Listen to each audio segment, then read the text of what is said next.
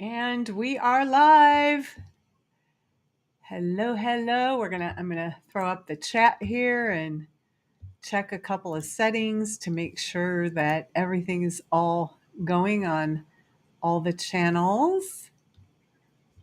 So let's see, I need to change this. Facebook doesn't like to have you streaming on two different platforms at once. And so then let's just make sure it's here. Yay, it is there too. And forgive the glare in my glasses just right away. I'm going to have you forgive the glare because I decided I made an executive decision. I'm leaving the sunshine in to my room as we speak. And then let's see. One of the things I am going to do is I'm going to put my YouTube stream on the Facebook so that you all can bop over to YouTube if you want to. I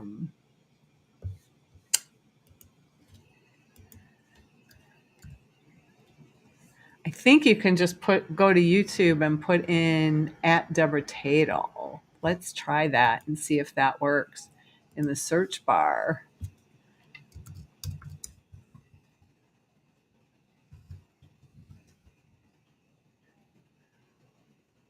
I could have done this before, but we're gathering the troops.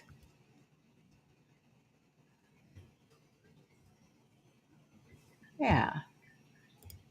Okay. So hello, everyone. If you are here, make yourself known. I can't wait to see all the people. Everybody's just kind of tuning in right now. So we'll wait for some more folks to pop on and say hi. Sometimes takes a few minutes. So we don't know you're there unless you say hi, but I know that there's people watching. I think my mom even put it on her TV, so which is fun. So that'll be fun.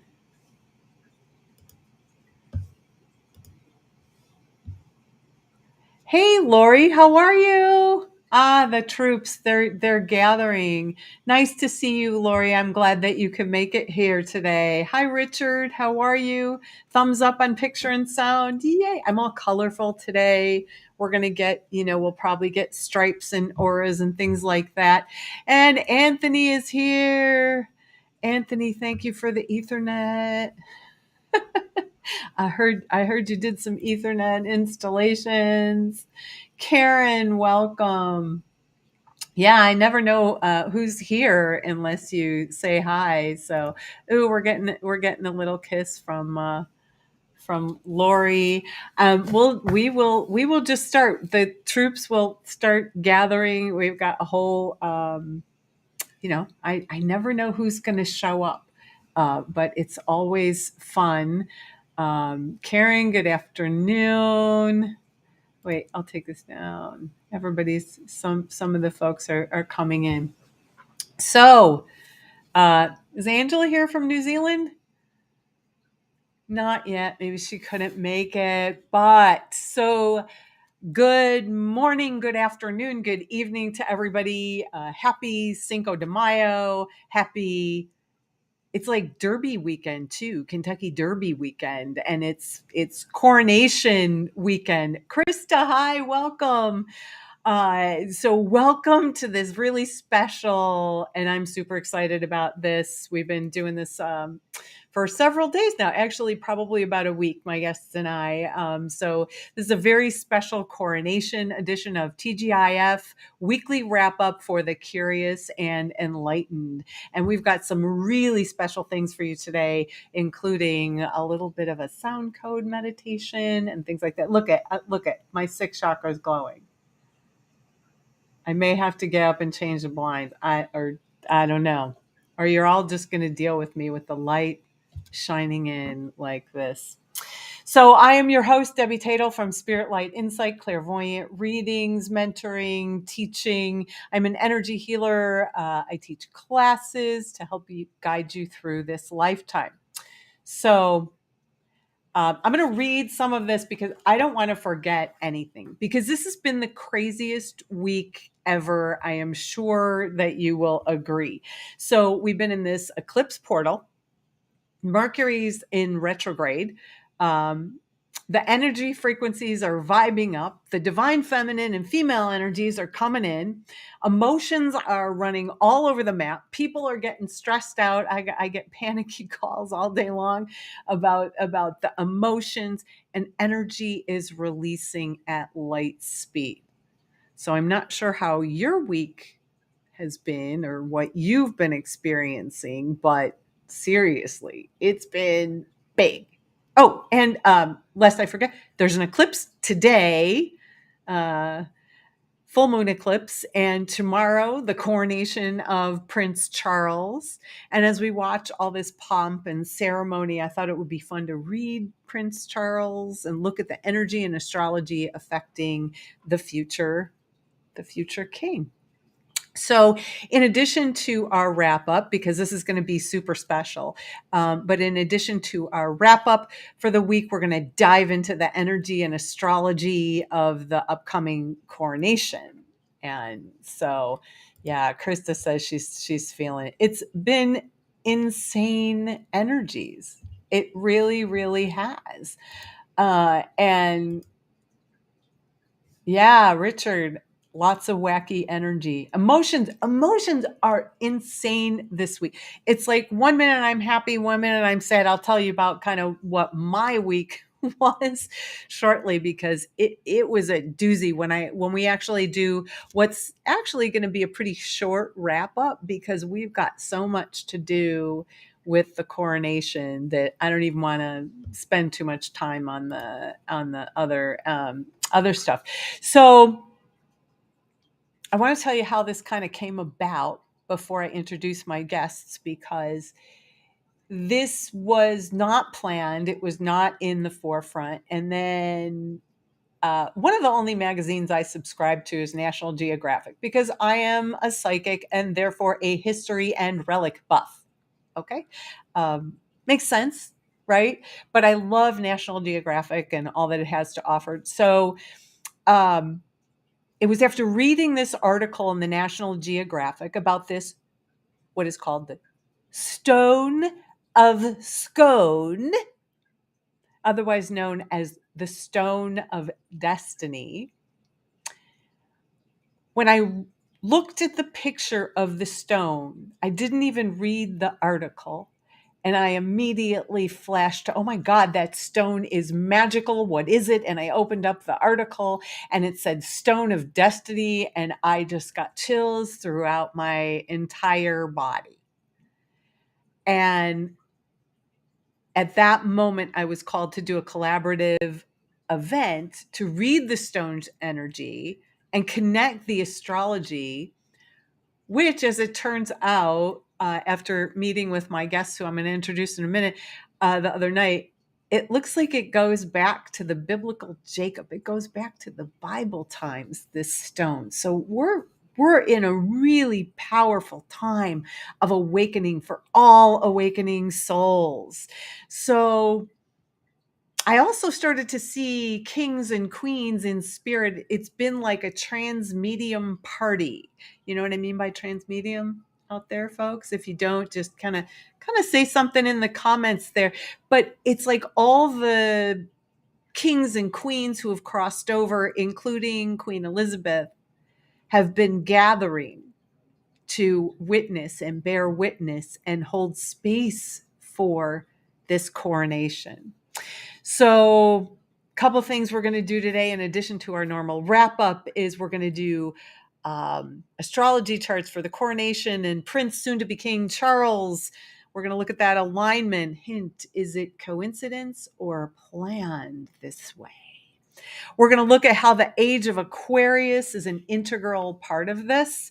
And we're going to do some psychic reads and biblical connections and how all that comes into play as well. And as always, we're going to end the show with a meditation to help you reset your energy. Yvonne's got something super special to do for that, and I'm super excited about that.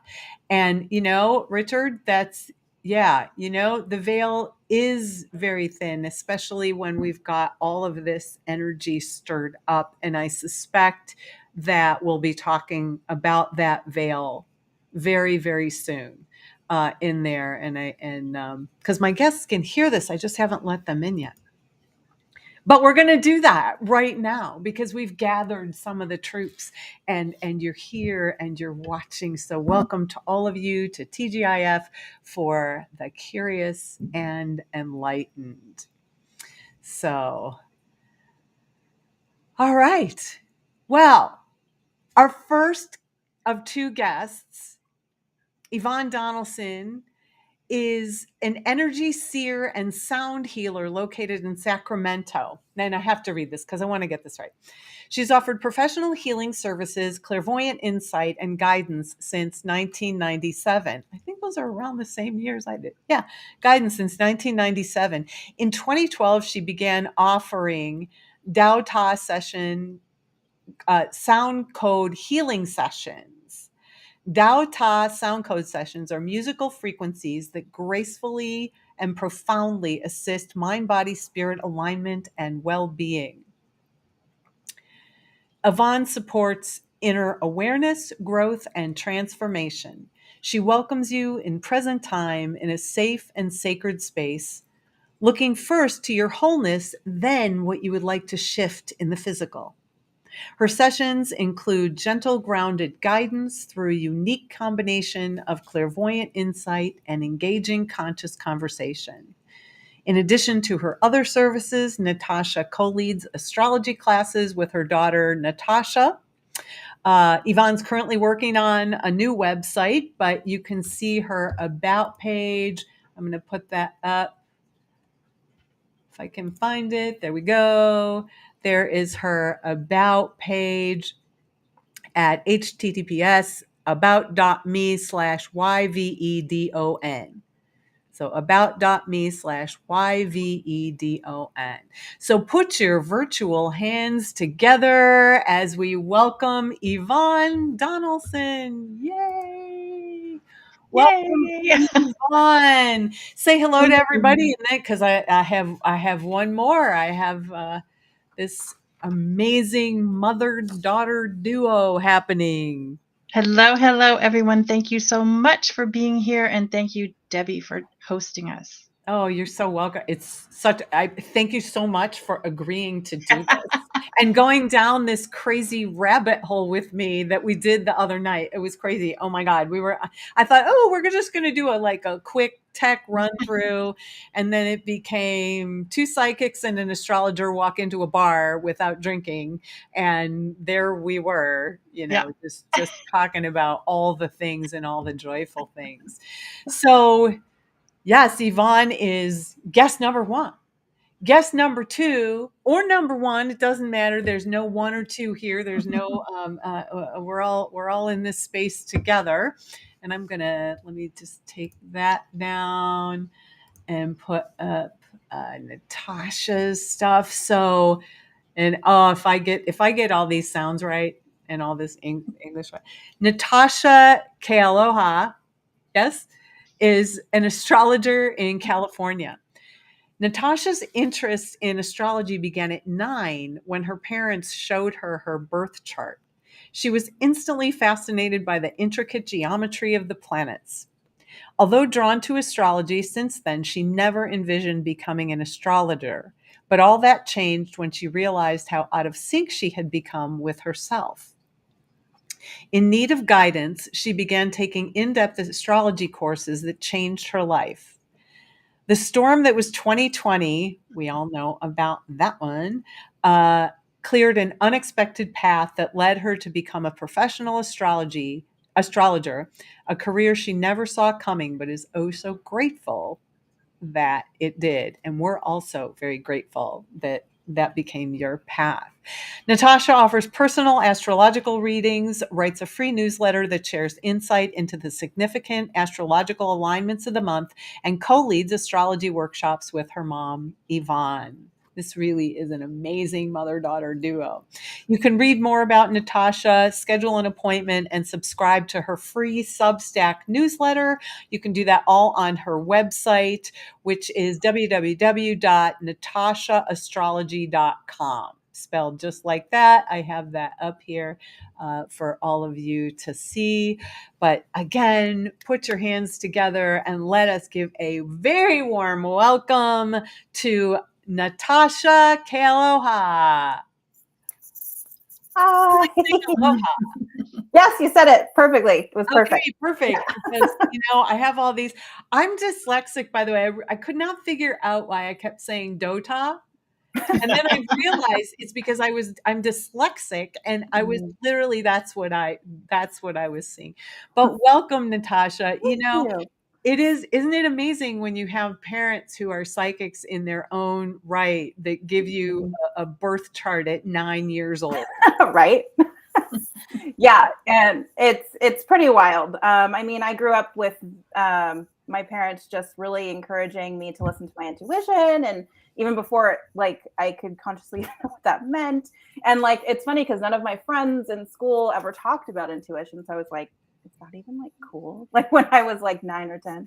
But then I very much went down the super academic road and got my BA, and I was like very much almost programmed by the academic system. And weird. Programmed by academia? And then yeah, I just made the conscious decision not to go to grad school, which completely threw myself for a loop. And then yeah, my mom was like, here's this astrologer, she's really amazing. And so I looked her up and I started taking her classes and everything changed.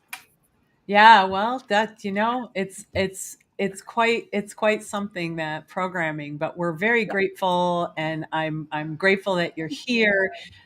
We've got some hellos. People are saying hello. We've got, is it Kai?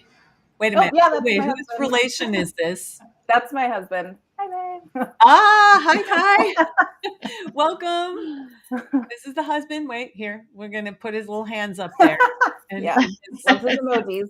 Smile because he can see. And hi, Marianne. Welcome. I hope your surgery went well. Make a little note, somewhere a little bit later on, and we'll have a look at that maybe. But I hope that went well, or your doctor visit. I think it was a doctor visit. Richard's saying hello. And I know he's saying hello to both. I've got a whole row of people. Yebby, welcome. Thank you. Hello. And Lori's saying hello. And welcome, Sonny. Sonny Russell is here from Florida. Welcome. I'm so glad you're here. Franzia, oh my gosh, thank you for coming. I'm so happy you're here. And see, here's Richard. Here's Richard's hello to Natasha, right? He will never forget anybody. Lori says, hi, everyone. Sunny's saying hello.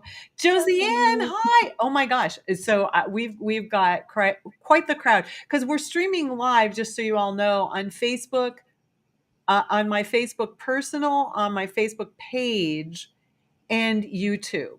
If you want to check it out on YouTube, if you want to come off for whatever reason on the Facebook and head over to YouTube, I'm at Debra Taitel at YouTube.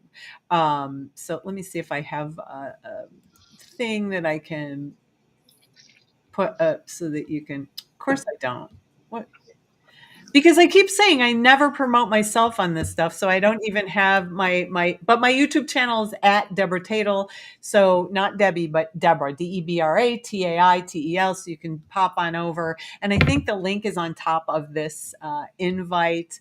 Wow, this is Sheila. Oh my gosh. Oh, my dear friend Sheila is here. I'm super excited you're here to see this. Oh my gosh, Sheila, thank you for coming. Sunny says, happy to be here. So as we gather the troops, right? See, I said that we're going to be gathering the troops as we go. But welcome to and I'll say it again, TGIF for the curious, enlightened. What an exciting time to be alive. Yes. So we were talking at the opening about how this week has been a doozy. So let's start our energy wrap up.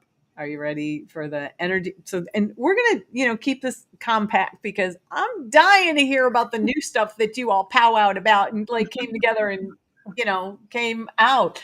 So, this is super exciting for me. I already want to have you back and we haven't even done anything. So just so you're aware that this is where we are.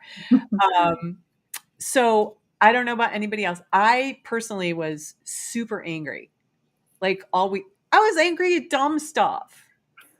Like, I don't know, like I tripped over something and I would just go into like a total tailspin about it, just super angry. And it also then felt like I was pushing through mud all week, which, I mean, I know that Mercury is in retrograde, but I always pretty much ignore that. But everything was annoying. It was just like it's like everything niggled at me like all week long. It was so annoying. And then in my readings, and I did quite a few readings, and I had my clairvoyant development class, and then a practicum reading for my clairvoyant students. And oh boy, everybody was talking about the resistance. Everybody was frustrated. Everybody's handling these like heavy emotional spaces. Yeah. And along with these big vibrational step ups and release. And that's where it gets really tricky is we have these big releases that everybody prays for and really, really wants. And then we have them. And then there's this like awful growth period as the anger comes out and as the schmutz, like that's a Yiddish word, schmutz, as all that starts to come out, it really affects us in crazy ways. So as the lighter frequencies come in to balance the male energies, which we talked about the other night, there's just a lot bubbling up. So, goodness, Mercury's in retrograde till the 14th. We've been in an eclipse portal. Today is the Scorpio full moon lunar eclipse. Past lives are lit up to the hilt with the coronation. And after all, the making of kings and queens was a very bloody business. It wasn't like, oh, the queen's going to pass away and then we're going to just nicely go. No, then half the time the sons murdered the fathers just to get in. It was all about ego and power and control. And it's funny because they're heads of the church, right? And there's nothing about it that's spiritual. When you're talking about bloodshed. So we've all had these religious past lives, and yeah, we'll make sure you clear that by the end. But I want to open up the forum to Yvonne and or Natasha. Speak both at once. Don't even care. Just whoever's on, I'm going to put you front and center, just so you know. You want to go first, Mom? Oh, go ahead. Just give us the framework. Yeah. Okay. You darling. Yeah, give us that framework. Give us the what context. Is the framework for the week, Natasha? Okay. Well, all the things that you just said, Debbie, yes, times a million. And I think it's interesting that you said you felt a lot of anger this week, because interestingly, Mars actually ruled the solar eclipse that happened on the 19th, 20th, depending on your time zone. And he also co-rules the eclipse that happens today. So he's ruling both eclipses of this eclipse portal. So we get to really, step up in learning how to process our anger in like productive ways, or really just kind of detoxing just kind of repressed stuff for possibly eons that just kind of came out, that like, you hit your elbow and all of a sudden all this stuff from like 1492 when you were, incarnated comes out. So stuff like that's definitely coming up. But also we've had like quite the year so far astrologically, starting in January to now has been just back to back to back astrological stuff. And the biggest ones was the Pluto ingress into Aquarius. Yes, that was a big deal. Yeah, that was a big deal. Yeah.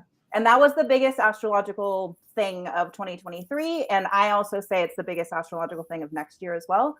Because Pluto, due to his annual retrogrades, will be retrograding back and forth between the 29th degree of Capricorn and the 0 degree mark of Aquarius. Isn't it going to be a long time though? Yes. So he doesn't 30 years or something, or yeah. So he doesn't fully shift into Aquarius until the end of next year. So he will be shifting back and forth for a while. And what's really interesting is the 29th degree of any sign in astrology. It's the last degree of a sign. So it's seen as the karmic completion degree. And then you have the 0 degree mark of a sign, which is like seen as like the new beginning degree. And Pluto is the lord of the underworld. So he's like the god of death and rebirth. And so he's activating this kind of like karmic completion degree and this new beginning degree at the same time, and for like until the end of next year. Wow. And and I'm going to jump in because you said he's the lord of like death, the underworld, which is death and rebirth. And I want to wrap that in and tie that into healing and energy work. Death doesn't necessarily mean physical death. It can be spiritual death. It can be letting go. It can be any kind of transformation that you have. Yeah.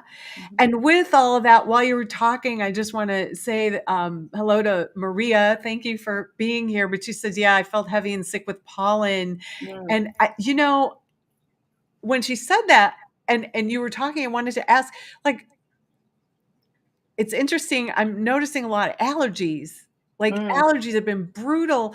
I tend to say I don't have any allergies, and yet they kick my butt routinely. Like I just, and I'm like, nope, I don't have. Whatever. Yeah. So what are your thoughts on that? Really quick. Yeah. So the kind of death and rebirth piece, I think it's really important and potent because I said Mars was the co-ruler of this eclipse that's happening today or happened today, but Pluto's the other ruler of this eclipse. So it's Mars and Pluto that rules Scorpio. So the Scorpio lunar eclipse. And so really, and this is the last Scorpio South Node eclipse that we'll have for 19 years. Oh, wow. So this is a really big rebirth. Yes. So before the rebirth, we have to really get really comfortable kind of in the ending space where we get to honor the endings and the letting goes. Because normally that's where we kind of feel a little uncomfortable in the completion part. And we just like to jump to the new beginnings part. But we really need to, focus and hone in on our relationship to endings and change and really honor the gifts and lessons of that as well. And this eclipse portal actually began in, the nodes actually shifted. The North Node went into Taurus and the South Node went into Scorpio on December 22nd, 2021. So things that can be coming up right now could have really started back in 2021, 2022. So there could be a lot of stuff that's just purging and detoxing right now. But the gift of all this is like whatever's really being let go, it's really making way for the bright new stuff that's coming. Yeah. Thank you. We're getting all kinds of comments coming in here. So let's get to some of those. Let's see. Maria said this eclipse is in my 8th house. I know nothing. I am like, just so you know, I'm an astrology dumb person. Like I could use that book, Astrology for Dummies, and still, but what's very funny is I always sense, like I was saying how I was feeling and what I was noticing in my clients and all of that. And then you just basically validated that whole thing. Yep, that thing is going on and you're sensitive to it. Me being me, I'm sensitive to it. So yeah, that's what kind of comes up. And then Sheila, actually, I believe that the shedding of blood and all these many years have made these royal accessions even more spiritual, not necessarily good. We are going to talk about this because there is a greater purpose as we get into the coronation part of this. We're going to really talk about this because there is some serious spiritual karma that is happening.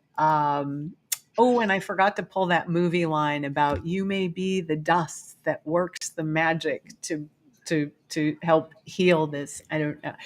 It's from the 10 Commandments, but I forgot to pull, I mentioned it the other night, forgot to pull it up.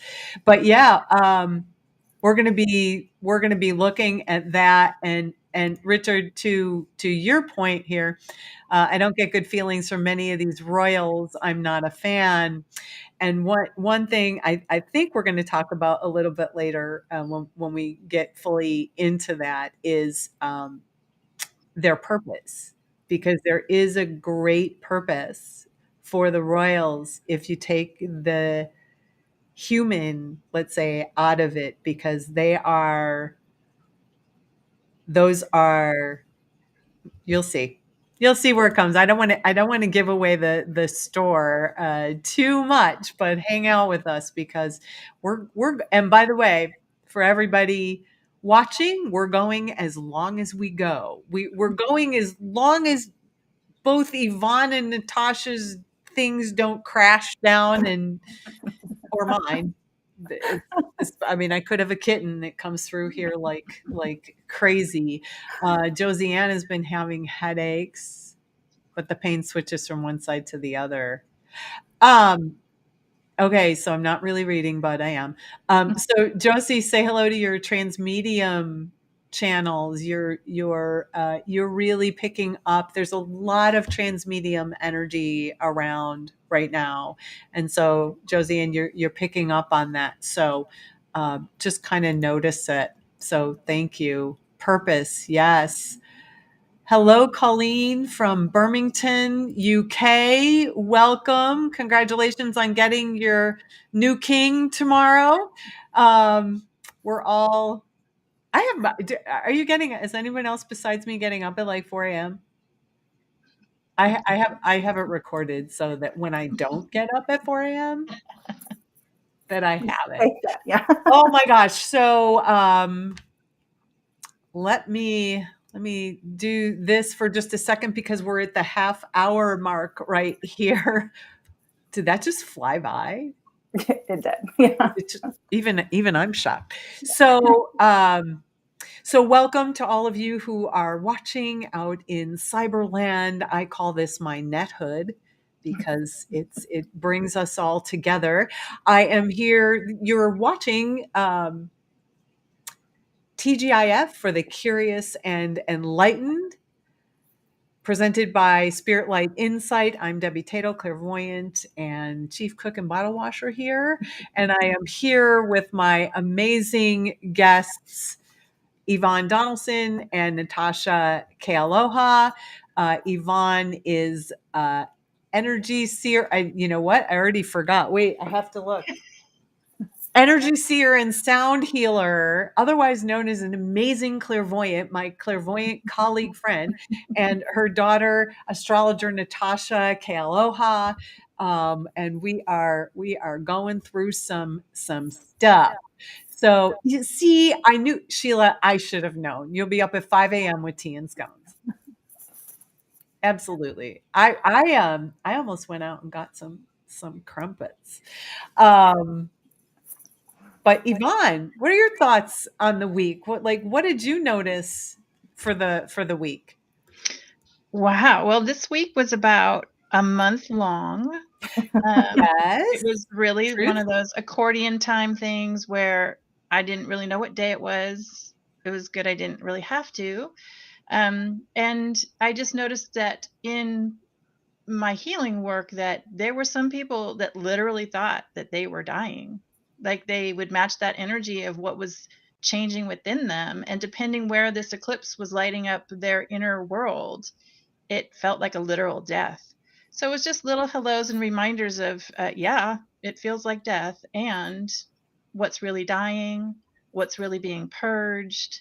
Who are you in the middle of all this? Are you the energy, like where are you lining up within yourself? So, so there was quite a bit of that, and it's just really riding these waves. Some days are really open and flowing, and then some days it's just, I think I'm going to stay in the house today and just let the world be the world. And like some of your guests, I did notice that there was like an uptick in allergy energy, especially like the air was just full of stuff. So again, more purging of stuff out of our physical body. So thankfully, we have a resident astrologer in our family. So I had a little heads up. So some of that stuff where, what was going on in me, I kind of had a head start. So I got to off-gas some of that before this week, which I was very grateful for. Oh, God. And then when you contacted me on Tuesday, I think it was just like, heck yeah, let's do this. Let's take a look. Yeah, you both stepped up to the plate. I was just so grateful because it's not that I always knew what I was going to, oh, okay, it's TGIF. And, then I'm like, wait, it's Cinco de Mayo. Wait, it's Derby weekend. Wait, there's a coronation on, and then, oh, wait, what's this stone of scone? Like, and so in my mind, and I think, you know what? I think it was partially because I did your astral travel the other night, on Monday night. Yeah. And so Yvonne, for a bunch of us clairvoyant graduate people, does this wonderful astral travel, and we went to various places and checked in, and it was great. And it was such a powerful space. And I was like, yeah, I'm just calling Yvonne. And I didn't know who I was going to call at that point. I knew I was calling somebody, and I knew it would come to me because that's how I roll. So I wasn't concerned about it, but I'm so glad that it was you and Natasha. I'm thrilled.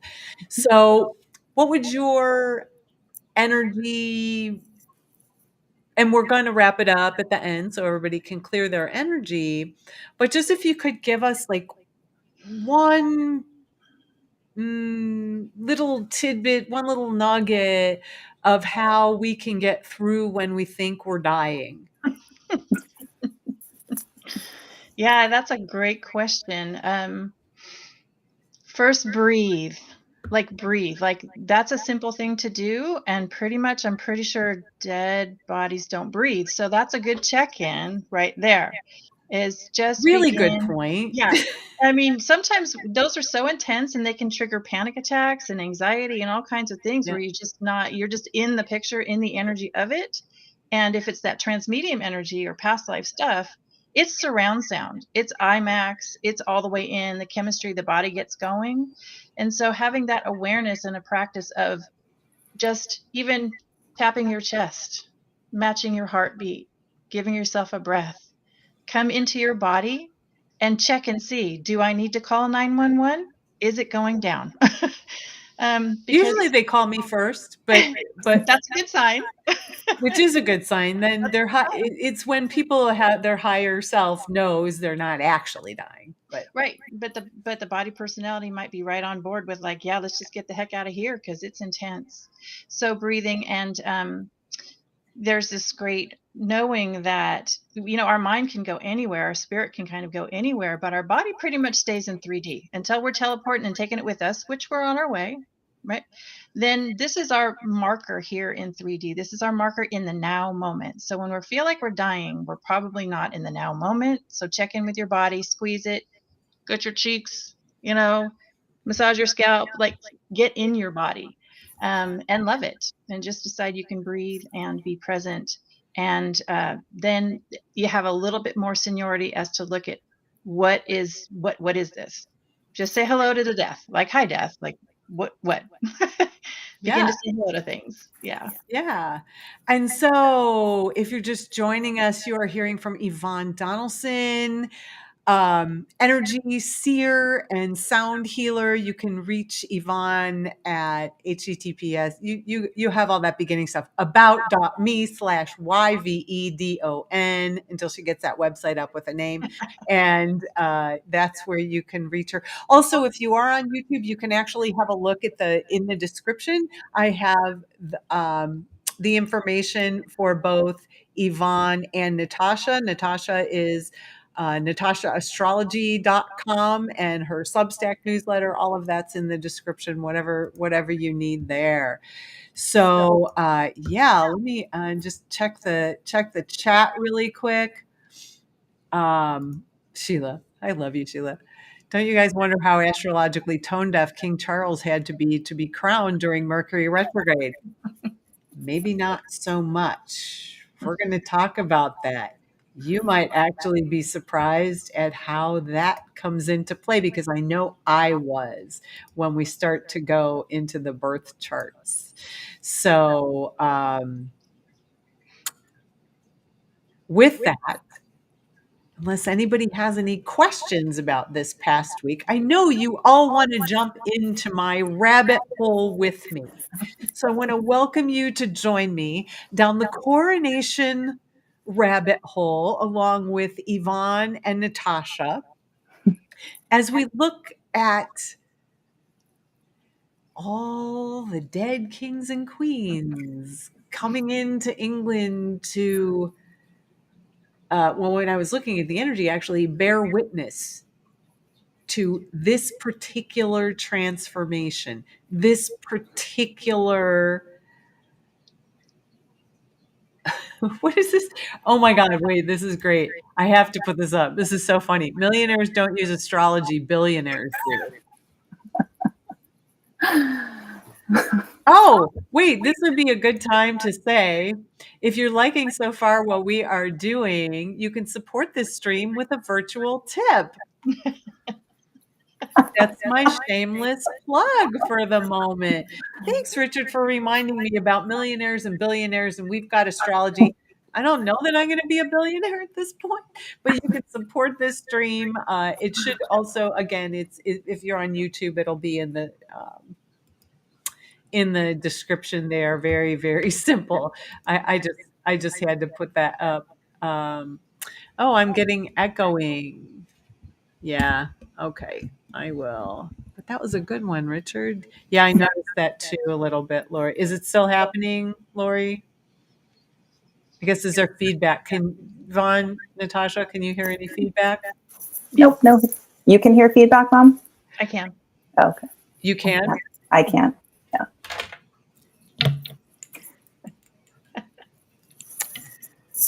You know, yeah, I can hear it. Might be coming through one of your computers. I don't know, but let's fix it, hopefully, in a second, because you see how I had my earbuds handy? Can you hear me? Mhm. Is there feedback now? No. Okay. Sometimes we just need the magic. I just need to change my sound settings to this. And it should be even better. Feedback on YouTube, not horrible. Okay. Not too bad. Okay. It should be better now, I think. Yeah? Otherwise, I have no idea. It's better. Okay. All right. Perfect. Well, back to what we're doing here. So, actually, I'm getting feedback in my ears. Yvonne, do you have earbuds on? I do not. That might be it, because I'm talking and it might be. Let me mute my microphone. How about this? Yeah.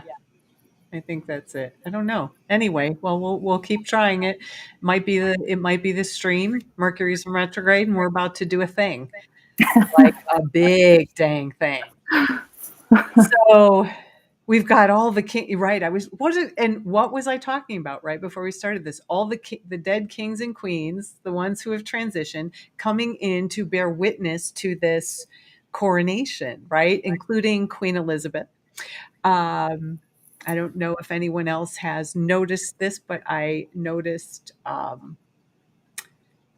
Diana is very present with both the boys, which I just see her with them, which is really, really interesting. I don't know where that came from. That was just kind of random. But there's so much energy around this historical event. We haven't seen a coronation since 1953. Mhm.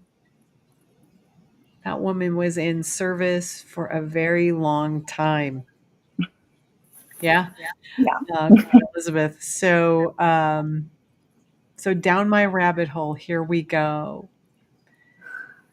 So how this all came about, Diana is all there. Let's see, Sheila. I should get to some of this. Diana's all in there. Yep, not just with her boys.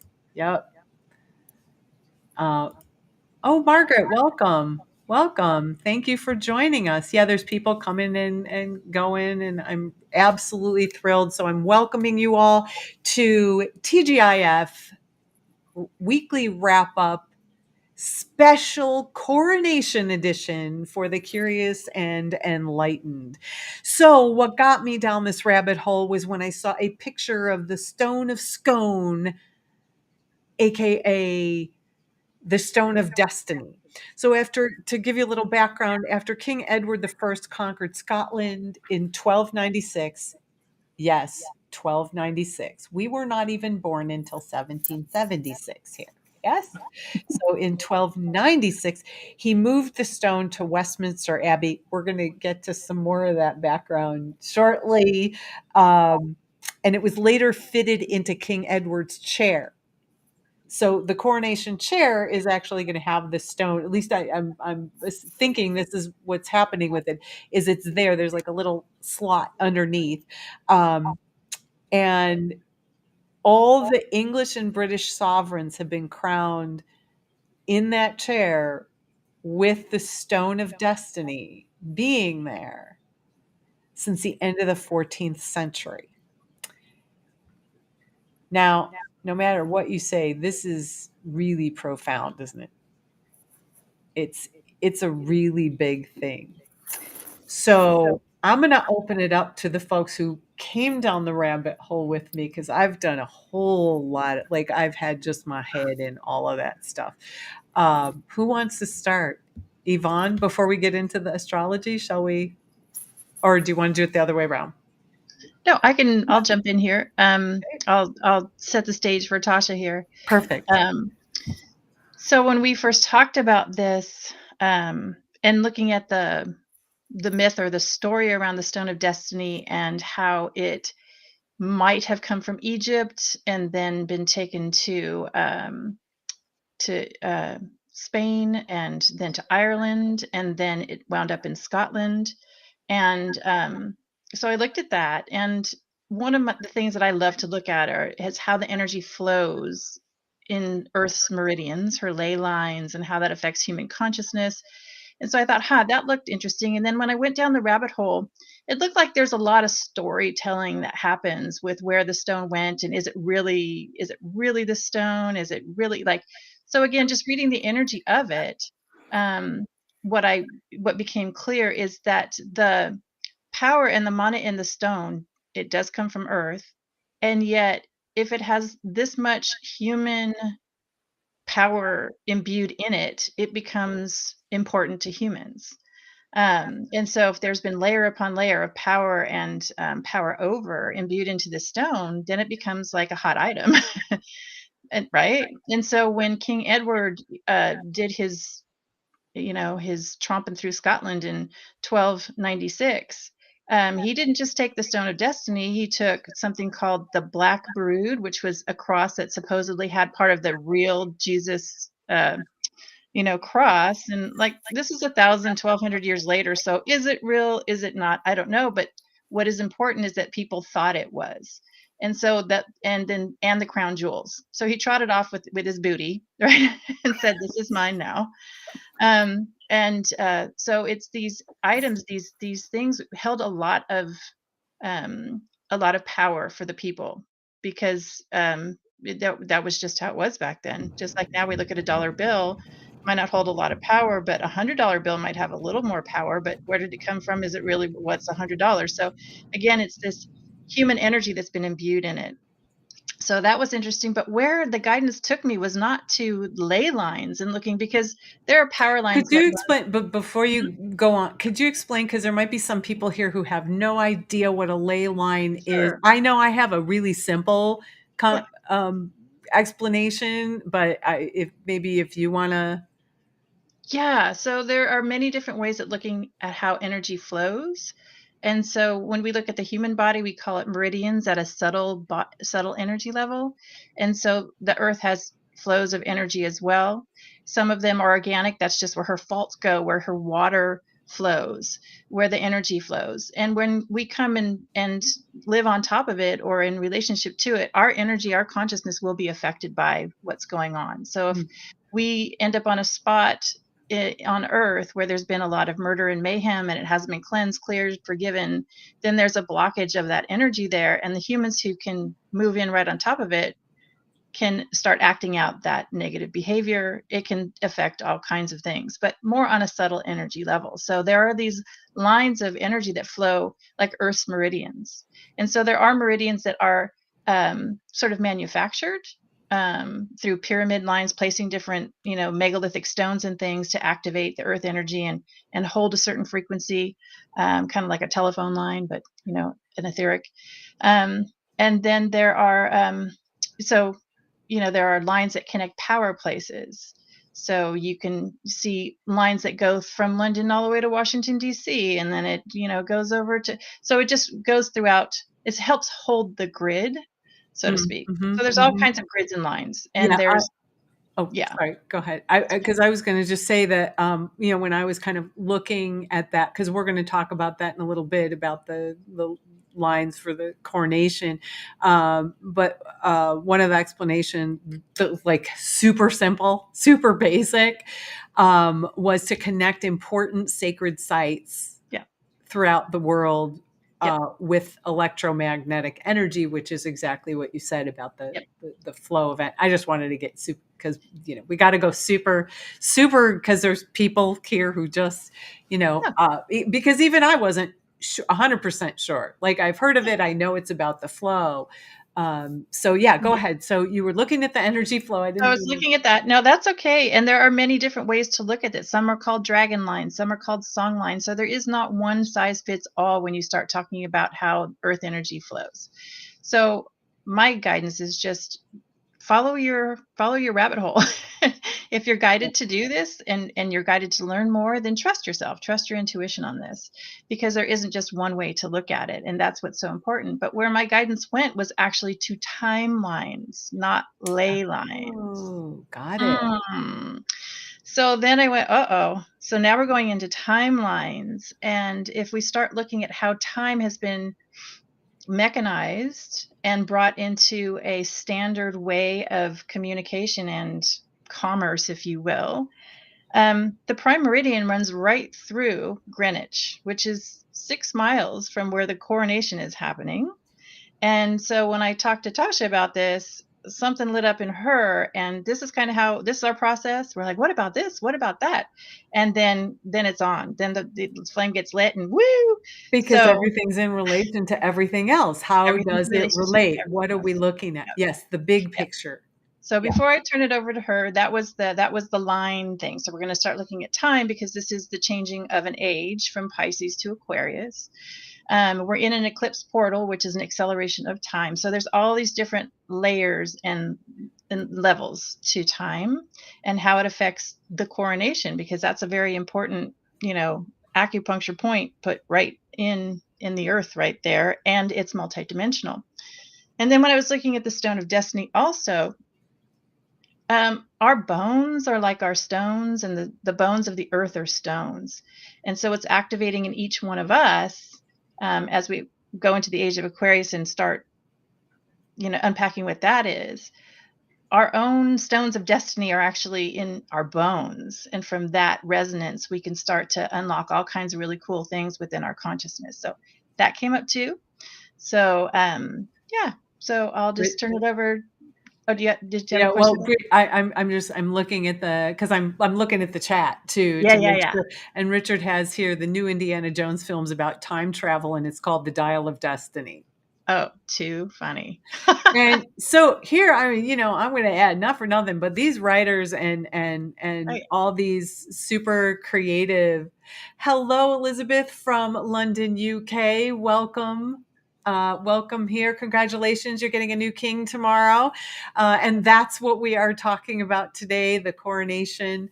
And we're about to jump into the astrology part of all that. And what's so amazing kind of about all of this is that even, when I first looked at the stone and I was like, oh my God, that came from the magic of Avalon. And then we talked about, well, but in the biblical times, it is said that stone, which actually, even though they said sandstone, it would have been limestone, that Jacob laid his head on that. And we talked about this other night. I don't want to let that slip by. I'm going to really bring that in, because that was a profound moment when we were talking the other night about that because here, I saw this sort of magic in Avalon, and I have a lot of several past lives. I am like the biblical queen from there. I mean, many of us are, but we're all kind of going through this Egyptian life at many different levels right now. But that Jacob from the Bible, so the lore goes that he laid his head on that stone. And then it was taken from what then would have been Palestine and then brought to Scotland. And so I thought, well, isn't that interesting? Because no wonder I kept seeing it as magical. Yeah. Yeah. And that energy. And then what did you say about, and the people in Scotland were known as the Jacobites? Yes. And I looked down that, and it was sort of after the name of a king, but then it just seemed like there was a resonance that was there that's playing through that space. And then when you said it's connected to Avalon, and then this timeline came in over the years when I've been looking at Avalon and touching into, the connection with it. When Avalon closed down, so to speak, and was no longer accessible to 3D because of the bloodshed and the disharmony, it literally went into a different time realm. And Ooh, so I just got chills. Yes. It didn't go away. It just went and started vibrating at a different level. And so it's still connected here to us because there's still some unfinished business. So here, this stone of destiny is connecting not just the earth and monarchy, but it's also connecting timelines and cultures and all these different places where humans have been exploring what it is to be human. So, and that is so that is so profound and amazing, just right in its own right. Because also when you see that Avalon, because you know what, you were saying that, and I went ding ding ding, wait a minute, and I made this connection because all the goddesses and everything and all the magic and everything is in Avalon. And suddenly, well, yeah, it's in a different dimension. And then I went, well, wait a minute, but that's what's coming in. Yes. Those are the frequencies that are reactivating in each and every one of us. Whether you are aware, whether you are sensitive to energy, it doesn't even matter. It's activating in every single one of us. So thank you so much for woo. See, I knew. Like, so, I knew this was, we were going to just, again, I'll stay here as long as you want. This is all good. Okay. So one last little piece here with that. Then, so in taking the Stone of Destiny, and England was known as England before the Stone of Destiny went to England. Then it became Great Britain. So the Stone of Destiny has been at the coronation of every monarch since was it 13? I don't know. It was 13. Yeah, I have it somewhere. It is key to this Great Britain piece. And in sitting on top of it and ruling over it, they're also stating that they rule over the connection to Avalon. Yes. And to those timelines. Yeah. And and literally talk about sitting on top of your ancestors. And your genetics. Well, we are, just before we hop into the astrology, I'm multitasking here. Can you all tell? But it almost looks like I know what I'm doing. Not exactly, but almost. So we are just at another sort of half hour mark. And so I'm actually going to put up the virtual tip jar. If you want to support the stream and you like what is happening, please point your little phone to this QR code and you can go leave a virtual tip. It would be greatly appreciated to support the stream. But you are here watching Spirit Light Insight. I'm Debbie Taitel. clairvoyant, spiritual director, whatever you want to call it, teacher. Everything's up on top if you look at that thing, and who I am: reading, healing, meditation, clairvoyant development. You can reach me at spiritlightinsight.com. I think I have that somewhere here. Yeah, if you want to check out my website, you can go to spiritlightinsight.com. You can see my classes. I have free meditation resources on there. So I have a whole bunch of meditations on SoundCloud that you can just for your own, no obligation, just go in there, listen. I'm here to kind of support you and all of you on your journey as well. So I want to provide free resources. I want to do YouTubes like this so that I can support you on your journey. My guests today are Yvonne Donaldson, energy seer and sound healer extraordinaire. You can reach Yvonne. Let's get this up for a second. At about.me/YVEDON. If you are on YouTube, you can, it's all in the description, or you can always message me or message the thread at some point and I will get to it. Also here with me today and about to take center stage is Natasha Kealoha from NatashaAstrology.com. She's an astrologer extraordinaire. And I am just so happy and grateful that everybody's here. Let's see. Let's check the thread. Richard says, interesting too that the Oscar-winning time travel film Everything Everywhere All at Once was released by Leyline. Oh my God! Did you all know that? Did you both know that? No. That's incredible. I have not seen the movie. I cannot tell a lie. I just haven't had time because I've been going down the rabbit hole of the Stone of Scone. So, with these lovely ladies, but that's crazy. Just saying. Let's see. Elizabeth says, I astraled and lucid last night.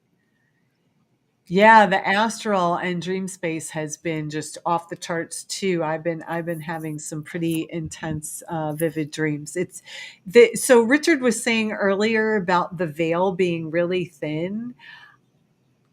I kind of have had the experience where we're integrating or merging a couple of dimensions, is what it sort of feels like, because I sometimes don't even know, like, if I have a dream, which is real.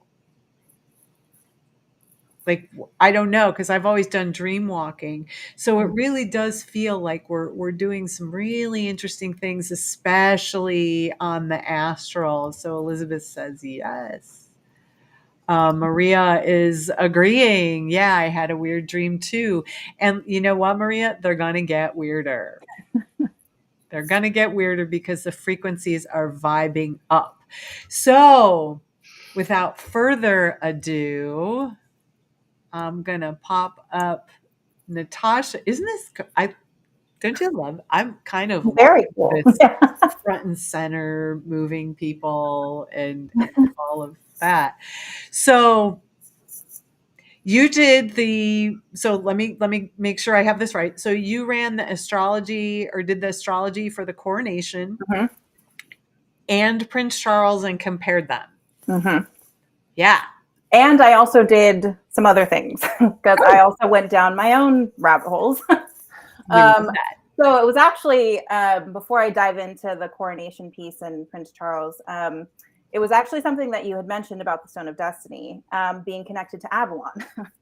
So I have a deep love of mythology, and that's actually how I read. Well, astrology is all based on myth. And it's really, when we deep dive into those myths, we can really see themes that played out between gods and goddesses and, people from ancient times, and how those themes kind of show up in people's lives now.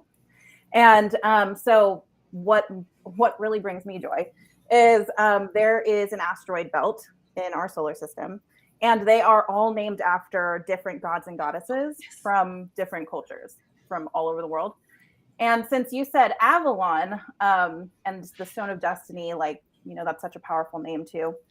I was like, ooh, okay, I know there's asteroids named after characters in the Arthurian legends. So I want to go see where those asteroids were during like when the Stone of Destiny was stolen, when the first coronation happened after, you know, England like used it for the first time, and just kind of seeing what was at play mythologically in the sky when all of this was going down. Oh man. And it is wild. I like had to call my mom today. I was like, Mom, come over. I have to tell you all this stuff. So this is what happens when you're all in a psychic family. Just so you know, you can call your mom and say, you won't believe what I just found. Oh my God. I do want to say, Elizabeth, last time I had one beautiful new blue light codes. We're going to talk about light and sound codes, I think, or sound codes anyway, later. But yes, tell me more, because I'm all ears. Yes. So, there's actually a good chunk of asteroids that are named after, you know, characters from Arthurian legends. There's like a Lancelot one. There's also like a Camelot one. All kinds of crazy stuff. The three that I honed in on are like the way I work with asteroids is like whatever kind of pops into my head. I just kind of enter it in the software. And so the three that came forward for this Stone of Destiny was the Arthur asteroid, the Guinevere asteroid, and the Excalibur asteroid. So wait, this came up on the astrology. I want to just get it really clear. The astrology. Yes, the astrology. Okay. Okay. So so we know that the Stone of Destiny was stolen from Scotland back in 1296, but since it was so long ago, we don't have an actual date and we don't have an actual time when that was stolen. So I went through the first of the month through the entire year of 1296, just to see what was going on astrologically, if there was any really big alignments going on, especially with those three asteroids that were tied to Avalon. And there were. So so if I can actually share my screen, yes, I have, let me take this down. You put it up and I'll let it in. Hold on to your hats, folks. This is going to be something amazing. You got it? Let's do this one. Yeah. Does that work? Does that work? Yeah. Does everyone see this okay? I know it's a little bit small. Can you make it bigger? Yes. So let me. Yeah, because make it. Whoop. Yeah, just cover up the whole screen. Okay. So I know there's a whole lot going on this chart. And again, you're going to have to explain what that is. So I'm going to kind of just dive into where my eye caught first. And this is the chart for January 1st, 1296. Oh, that's amazing. So what caught my eye first was, this is the asteroid Excalibur, was conjunct the South Node. And the South Node in astrology is representative of the karmic past. It's tied in with the North Node, and these two nodes are called the nodes of destiny in astrology. And Excalibur is seen as the sword of truth in the Arthurian legends, right? And so I just thought it was really fascinating that on the first day of 1296, the Excalibur sword was conjunct the South Node in like the sky when that all happened. And then, so this took me to another chart. I'm going to share. Can you just expand that so that it just covers up the whole dashboard? Does this? That's perfect. Okay. Yep. So, yes, perfect. Excellent. So what's going on? So this, just to kind of reiterate, this was the Excalibur asteroid conjunct the South Node, or like the karmic past, things that we're letting go of. But also it's like the gifts of, you know, things that we've learned throughout lifetimes. So when I see Excalibur conjunct to the South Node, this is like when it's like tied to that Stone of Destiny, which is literally seen as, you know, kings and queens get, you know, coronated with it. I see this as like just the passing down or succession of power being played out in the sky. When that's incredible happening. Yes. So that's just one chart. So the next one was also in 1296 because again, I didn't know the exact date of when the the asteroid, or not the asteroid, when the stone was stolen. But I did find another very interesting alignment. Can you see that okay? Yep. Okay. So Yeah, this is for August 17th, 1296, in Scotland. And at that time, the Arthur asteroid was conjunct to the South Node. Come on, that's crazy. And I was like, okay, so what's the orbital period of these asteroids? I was like, so does it like happen once a year? Is that like why this is so wild? But these asteroids have an orbital period of 5 years, sometimes 6. So the fact that this is aligning in 1296 when the Stone of Destiny was stolen and taken to England is wild. Wow. Yeah. So there is that. And then again, that whole passing down and succession of power, right? And Arthur being like the King Arthur archetype and the one true king. And I also found on a website called historic-uk.com, they said, quote, the Celtic name of the Stone of Destiny. So the Celtic name of the stone upon which the true kings of Scotland have traditionally been crowned means the speaking stone, or the stone which would proclaim the chosen king. Oh.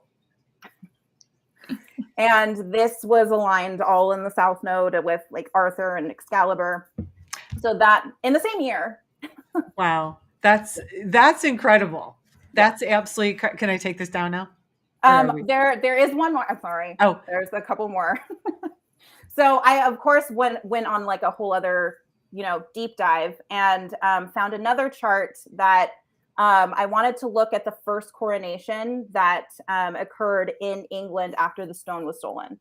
And I just wanted to see what was going on astrologically with those 3 asteroids. And with that, this is the first coronation in London, England on February 25th, 1308. And if you see 1308 people, just 1308. Yeah, 1308. Like Excalibur again is conjunct the South Node. And not only that, Arthur is conjunct Pluto, the planet of power, wealth, the lord of the underworld, death and rebirth. So there's that. Any questions about that? I'm going to take this down for yes. right now while we're so if anybody has any questions, but this is actually amazing. So I never expected you to go down like my favorite subject on the planet as King Arthur, and my mom is out there going, oh my God, like if she's still watching, she's like, because that's incredible, especially Excalibur, because of course that was my second thought. I was like, this is so magical, this stone, and all I did was look at the picture before I opened, so I knew nothing other than I was like, that is amazing. Oh my God, I have to open. I could not wait. And I was like in my car, I was like going to drive. I mean, I wasn't driving, but I was going to drive from one place to another. And I made those connections and everything and then read it. And so for this to all kind of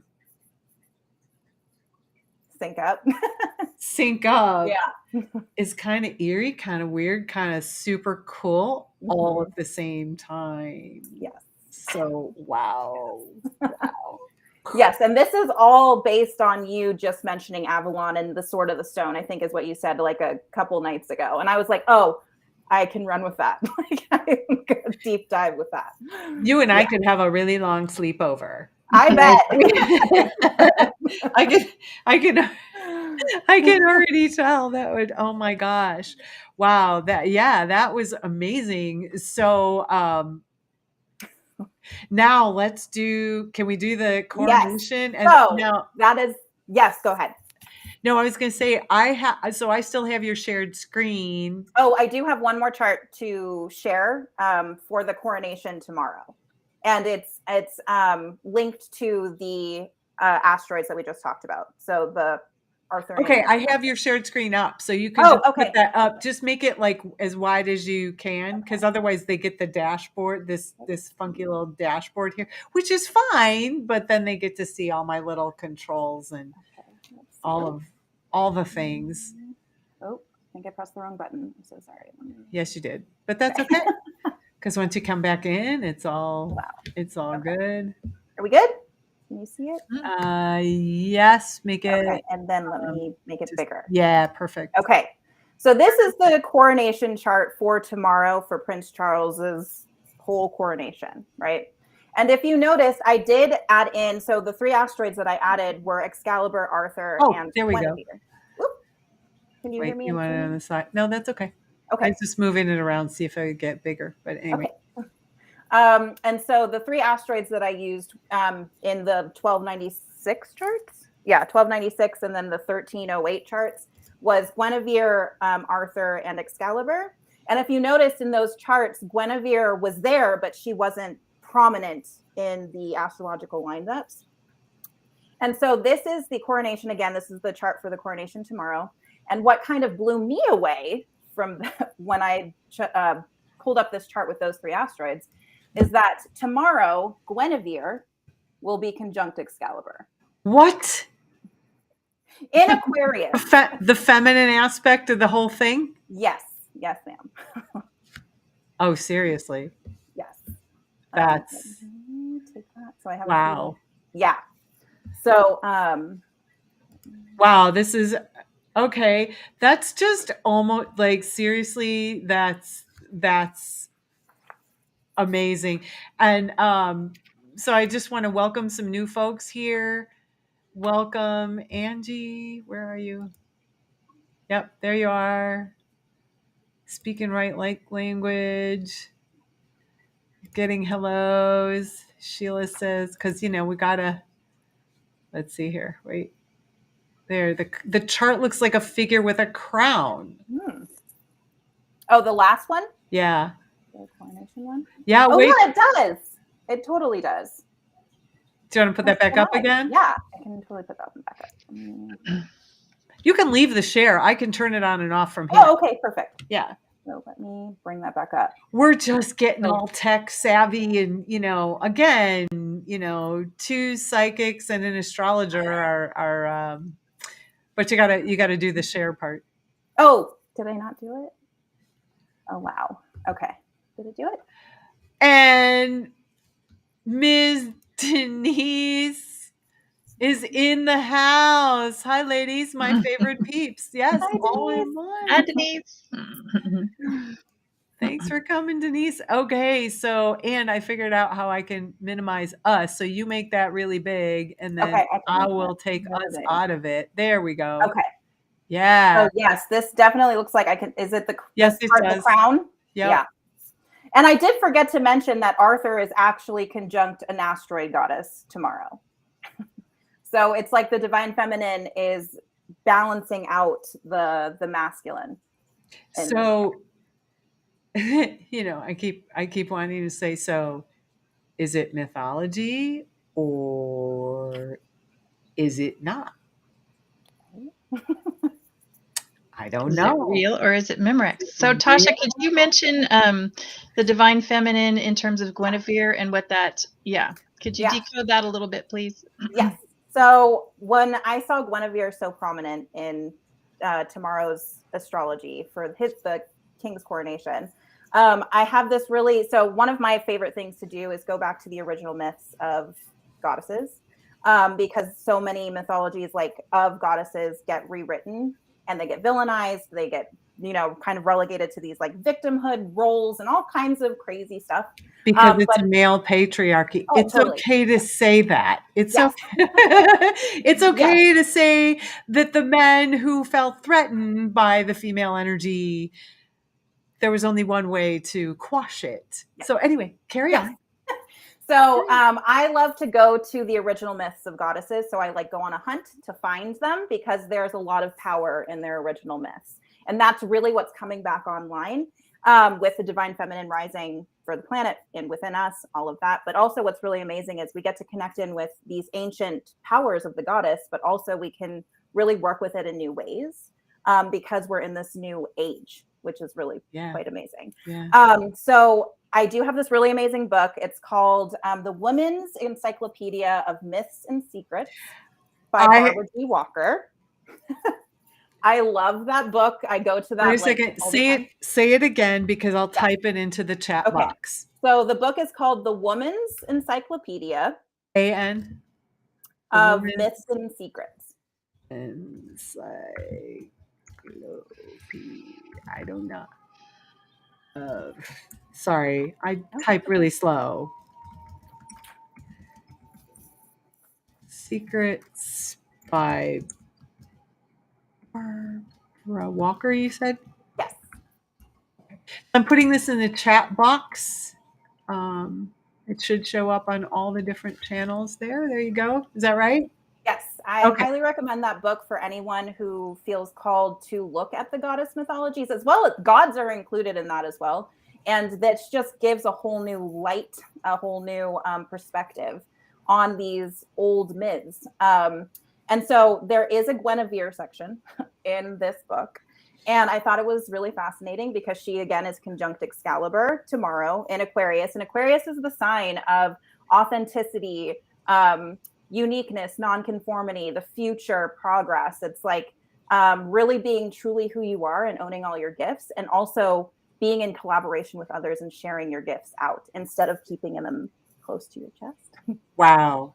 Yes. Did you hear that? For the folks in the back, I want you to repeat what you just said about the Aquarius. Yes. Please. So the Aquarius sign is the sign of the future, progress, authenticity, nonconformity, eccentricity, and really being truly who you are and not masking that anymore. And really knowing your gifts and your talents and what you offer to the group, because the group really needs our individual talents right now in order to shift into this new age where no one's being like hidden or, oh, you're too weird, no, that's too much, too blah, blah, blah. Come with all of you and all of yourself. And that's what this age is really calling for right now, which is show up. Show up. Yes. Show up all that you are. Yes. Dear God, here we are on YouTube. Like, right? Did you ever expect it? Like Monday when you woke up in the morning. I had no idea I would be here on Friday. So, listen, you know, I'm happy to have had the platform and gone down the crazy rabbit hole because this is amazing stuff. Yeah. Show up. That's all we need to show up, and look at how much fun we are having. And by the way, just to let you know, I mean, not that everybody's, you know, can pipe up at any given time because there's people who are watching, but the stream has been steady and holding the numbers since we started. Wow. So, yeah. So Laura's asking, what about Scorpio? What about Scorpio? Mm-hmm. So that's a really good question because the eclipse is actually happening in Scorpio today. And the ruler, or one of the biggest rulers, the contemporary ruler of Scorpio, is Pluto. And Pluto just shifted into Aquarius, the sign that I just described, on March 23rd for the first time in 245 years. Whoa! And great question, Lori. Yes. So this Scorpio eclipse is having the ruler be in this Aquarian sign. And so, yes, we're really detoxing all the things that are keeping us blocked from being our true authentic selves and really showing up as such. And like, there's the time of playing small is gone. This is where we get to unapologetically step up and be exactly who we are. Dang, yes. And everything that you're saying, and Richard pipes up, he says, sounds good to this old soul. I've never been a fan of conformity. Yeah. Which, yay, I mean, really, most of the people who are on here really are probably not fans of conformity because otherwise they wouldn't be here. Doing the things that they do. So Tasha, can you finish up with like, what is Guinevere is coming through with the sword right in the middle of this? So Guinevere being aligned with Excalibur in the Aquarius sign that we just talked about. The Guinevere section in that Women's Encyclopedia of Myths and Secrets, the little blurb says, in German, the word for Guinevere meant female wisdom. Guinevere embodied the sovereignty of Britain. No king could rule without her. Thus, in story after story, she was abducted by would-be rulers. These men all took Guinevere away from their incumbent ruler when they wished to make themselves king. When a king lost Guinevere, he lost the kingship. So when I read that last line, my mind immediately put that German word for Guinevere inside where Guinevere was in that sentence. So I read it back to myself, and it said, when the king lost female wisdom, the divine feminine connection to goddess, he lost the kingship.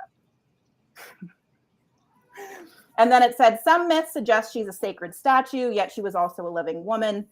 Early legend said she disappeared into the castle of Joyous Gard, which was, I think, a castle in the Arthurian legends, the earthly paradise where she reigned each spring as May Queen. And so what's really fascinating is May Queen is tied to Beltane, May Day, and we just had it on May 1st. But what's really fascinating is that was calendar May Day or May 1st, Beltane. And there's actually an astrological Beltane. So that's when the sun reaches the exact point of 15 degrees Taurus. And that happened today, only hours after the eclipse. Yes. So Guinevere is coming up and out right now. The feminine wisdom is the feminine with the wisdom sword of truth. Yeah. With the sword of truth. On the coronation day. On the coronation day. On the coronation day. Yes. Yeah. Are you all not thrilled that I went down this rabbit hole? It was amazing. Seriously, that you go down this rabbit hole and then you find people that'll go with you, and the smarter people than you start to make these connections and all of that. And Sheila, we will get to that. I want to get to some of the coronation, but Sheila, I don't know if you can. She said she has a Scorpio moon in 0 degrees. What will that mean for her in 10 seconds or less? And I know there's probably more than that, but I really want to get to the coronation part. Oh, okay. Yeah. So anyone with any really big pronounced Scorpio placement, so that's a Scorpio moon, Scorpio sun, Scorpio rising, can really be feeling this eclipse right now. And just the eclipse portals in general since 2021. So this could be a really big kind of evolutionary moment for anyone with planets in those signs. And so if you are going through some kind of heavy stuff, possibly since 2021, you really get to detox and let that stuff go and purge it out. Because the way that I've described this eclipse portal is the bigger the ending, the bigger the new beginning. And that's kind of the energy that I was reading. Word. Wait, here, let me type this in there. The bigger the ending, yes? Yes. The bigger the new beginning. I didn't think I was going to be typing. But it's so good that I want to make sure that people see that. Because people are, it's like, hoo boy. Yeah. Right? Yes. Bigger the ending. I mean, that's really, somebody got a job. Oh, congratulations. Yay. The bigger the ending, the bigger the new beginning. Yeah. That's incredible. All right. So we got to those. Yes. Back to the coronation. Because you know what? As women will do when we gather, women are all about communication. And so here we are. And actually we're coming up on another half hour mark. So I'll do it 2 minutes early, because that way we can just let you go or not let you go, but go do your thing, because there's some really pretty little pictures in that sacred geometry, which is why I wore my sacred, I'm all tangled, which is why I wore my sacred geometry. It seemed appropriate for the day. Yeah. The sacred geometry. So I actually wore that. But you are watching TGIF for the curious and enlightened. I'm Debbie Taitel, spiritual director of Spirit Light Insight, clairvoyant readings, healings, meditation, clairvoyant development, all things that I try to help you on this planet and through this lifetime navigate all of this stuff. Oddly, we're talking about the myths and all of that stuff. And remember, I keep saying that I never promote myself. So I'm going to do some shameless promotion right now.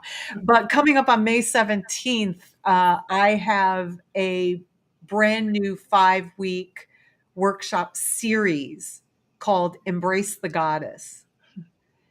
And it is all about tapping into the divine feminine, stepping into your own power, not power over anything, but standing in your own truth, standing in your own space.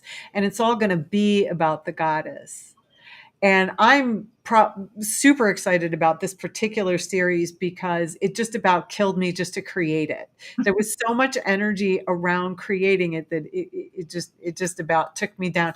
But you can find me at spiritlightinsight.com. So that's spiritlightinsight.com. And there's a whole class section you can go to, or you can just do /embrace-the-goddess, and you can get there. And I would love to have a whole big group, and maybe even Tasha will come grace our presence. We'll see how that goes. So you can find me at spiritlightinsight.com. I am here with the amazing Natasha Kealoha, astrologer extraordinaire, Natasha I can't even talk. NatashaAstrology.com is where you can find her. She writes a monthly newsletter to give you all the significant stuff that's going on every month. So you can find that on her website. It was easier because the Substack was just really long. So just NatashaAstrology.com. You can schedule an astrology session with her. So I get first dibs. I'm going to need to talk to you after the show because I want my goddess reading like before all these people kind of come in and break down your door here. I am also here just for a second. We'll swap out with Yvonne Donaldson, energy seer and sound healer extraordinaire, clairvoyant colleague, all the good stuff with lots of insight. You can reach Yvonne, and this is the mother-daughter duo here.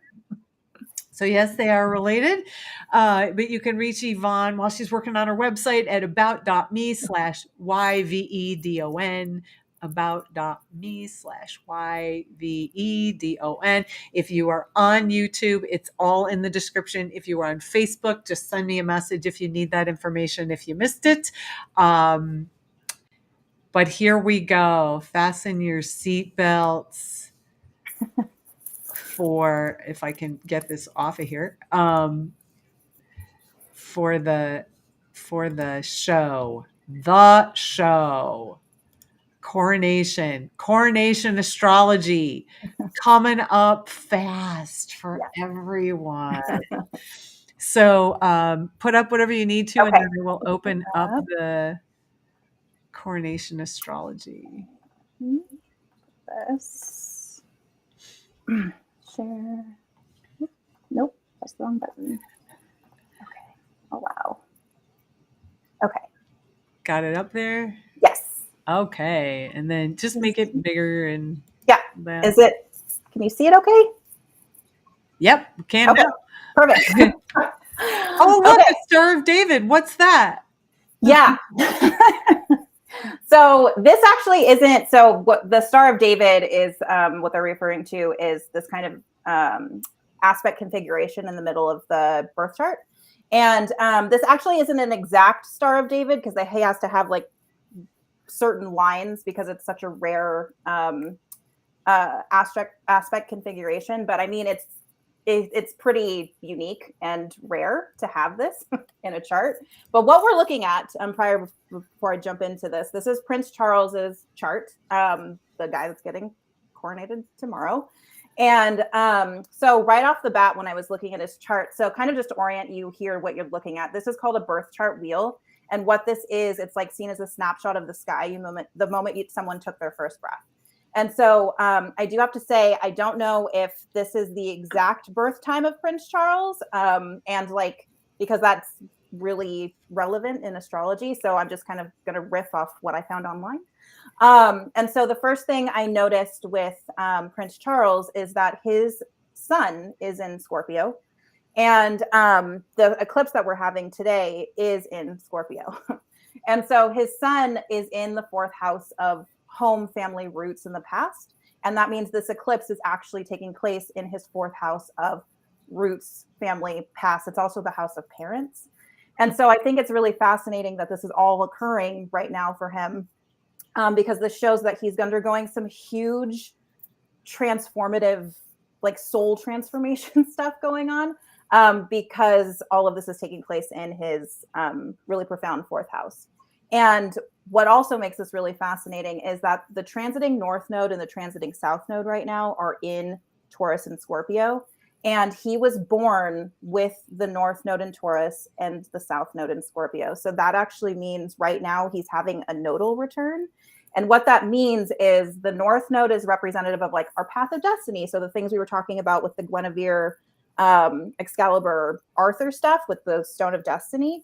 This is more of like Prince Charles's personal destiny.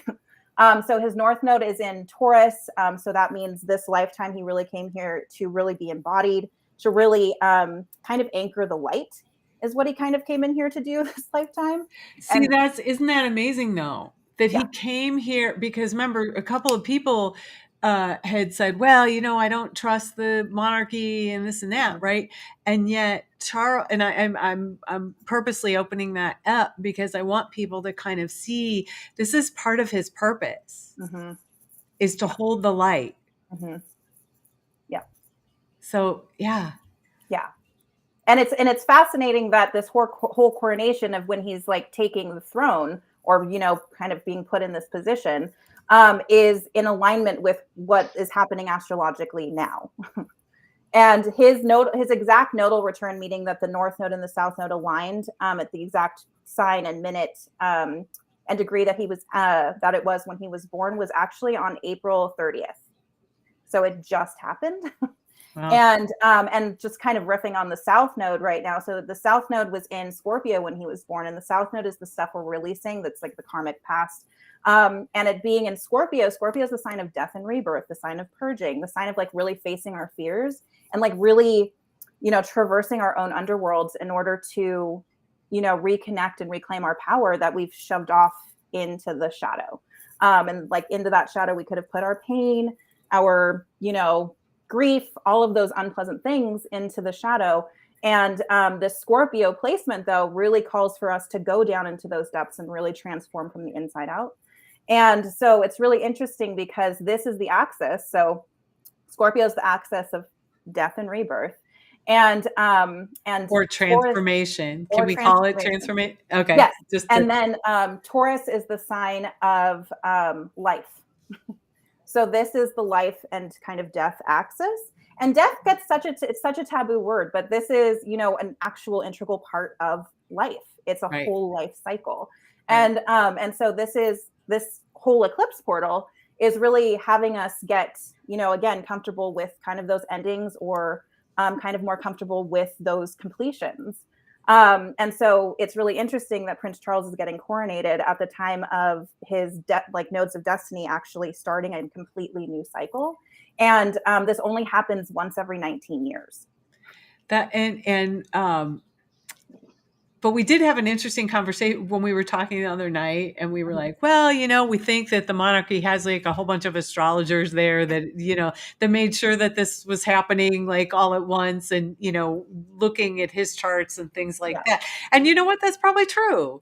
That like every monarchy and, kings and queens, pharaohs and everyone else all had seers around them. I don't know when that actually, what? Our next rabbit hole should be when that became taboo. Like, or when it became like villainized or said it was fake. Exactly.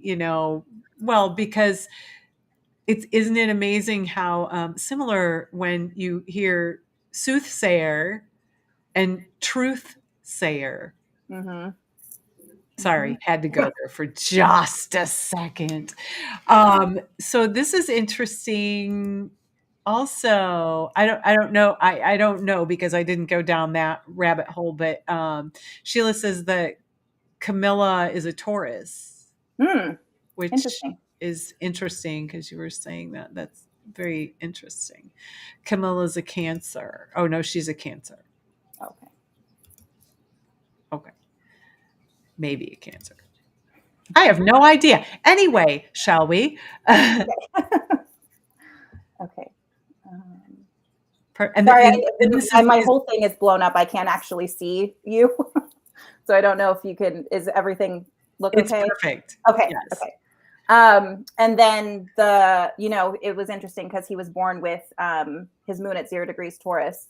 And what's really fascinating, I believe someone just asked about their 0-degree Scorpio moon. Yes. So this is a really, again, that 0-degree mark, the 29th degree mark of a sign is really important and really significant in astrology, because that 0-degree mark is like that new beginning piece. And it's like kind of setting off on a whole new journey through this sign. And so he's really coming in and having a whole new journey through Taurus this lifetime. And the moon is representative of like his inner world.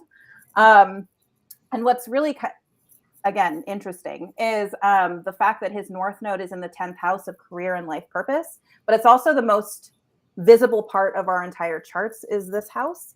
And it's kind of seen as like, we go to this house for like social norms and like, this is how we're supposed to be and blah, blah, blah, blah, blah.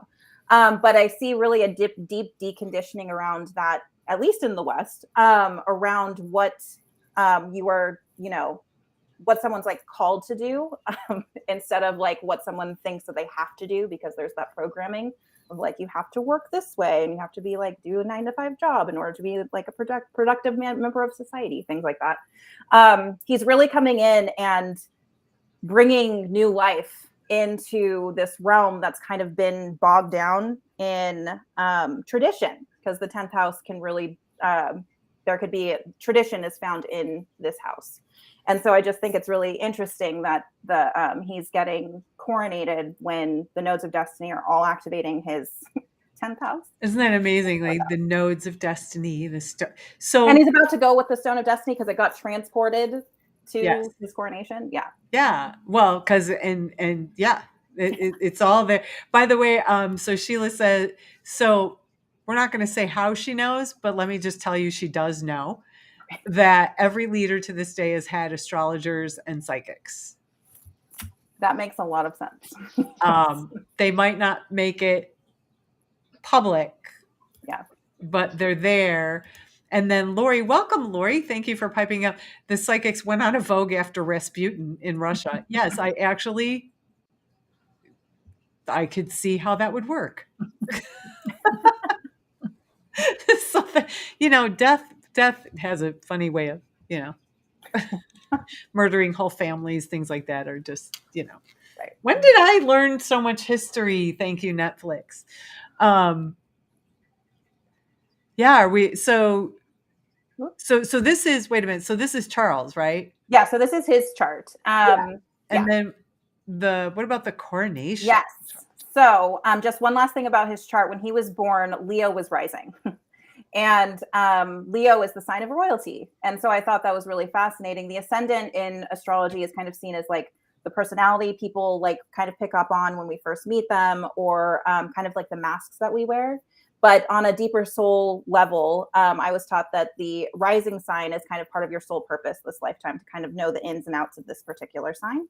And Leo being the sign of royalty, like that whole idea when I describe Leo to some clients, Leo being the sign of royalty, it's kind of like being put in these boxes in shadow Leo, and kind of like molding and conforming to certain ideas, certain systems, certain ways of being. But what's really interesting is the opposing sign to Leo is Aquarius. And that's all about authenticity, being exactly who you are. And that's what Pluto's really activating right now. And so I'm actually going to bring up just kind of orient you here. Can I just say how amazing this is? Good. This is so much fun to go through this. Yes. So so this is Prince Charles' birth chart in the middle here. And then this is the chart for the coronation. So I just overlaid it so I can see what's getting activated in his chart when he goes and gets coronated tomorrow. And if you see here, he has a whole lineup in his 10th house of career and life purpose, but also social norms. This is how you have to be. This is like, how it's always been done. And what's interesting is the 10th house and the 4th house axis are the axis of our parents, kind of what we've inherited and kind of been passed down. And so it's really interesting because the North Node is kind of really coming into his own this lifetime. And I read somewhere, I think it said he was the reluctant king. I don't know how reliable that source was, but Well, Um, he was pretty invalidated. Like I see that yeah, he's doing a lot of releasing of that, all the since the Queen transition, that he had to release a lot of that pain and a lot of his yeah, childhood stuff, and even the anger that he experienced growing up right. for whatever reason. We're not even going at that level right now, but yeah. So that makes yeah. Yeah. He's, I mean, you know, the royals have to be put on kind of a show for the media, for the public, for whatever. But all of this Scorpio stuff is taking place in a really personal house in his chart in the fourth house, which is really internalized. So even though he's, you know, putting on a face tomorrow, there's a lot going on under the surface. And I Well, think that's to be said for everyone. But can you imagine that you're a figurehead right. for a country that everyone else is controlling for you, your parliament, Yeah. your all of the different pieces, and so your life in service really is in service. Mm-hmm. It you don't have, you can't just run amok. Right. Well, you can, but then somebody's going to take you out. Right. Um, Right. anyway. Yes. And I think it's really interesting too, because that whole 0 degree Aquarius ingress with Pluto, all is taking place in his sixth house of service and how he could be of service. Oh God, the world. sorry. And I don't even know how to read this chart. And I just went off in that arena. Okay. Yes. Never Yes. mind. So Pluto is really activating this space. And it's really interesting too, because it's activating his Leo rising, which is really interesting because Leo, you know, Leo is heart-centered. It's a very heart-centered sign, and it's meant to follow its own creativity and its own passion and its own pleasure and its own joy. But when you're a figurehead, or even if you're not royal and you have a lot of Leo in your chart, there's a big release of letting go of like, I have to be this way for this person. This person told me to be this way, like really showing up and like putting your heart on your sleeve and either like really being invalidated or whatnot. And so a big Leo journey is to really come back to the self and find that inner validation and be your own biggest cheerleader and really nurture the joy and the pleasure that you have in your life, because that's actually what's guiding Leo. It's just the shadow stuff comes in and tells Leo, oh no, you can't be that creative. Dim your light. You can't be Yeah. seen. Well, Sheila is piping up and she's saying, gosh, you really are talking about me. I have a Leo rising with my Scorpio moon, Wow. Gemini sun. Wow, I'm getting dizzy. And by the way, I'm reading this because people are on different platforms. Okay. And so not everyone, I mean, they can see it and read it, but, you know, in case they walk away. Now here, I know before you go on, we're getting some questions here. So Richard says, I have a strange feeling that he won't remain king for very long. Is there anything in the astrology that would, and I don't want to make any kind of predictions. He's just taking that role or anything like that. But I'm curious on that. Yeah, it's really fascinating because that is kind of something that popped up when I was looking at his transit chart was, you know, the way that the monarchy has been going for eons is now at this crossroads turning point. And it's going to be really interesting because, again, I don't go down the predictive path of astrology. I just kind of read the energy of the transits and stuff.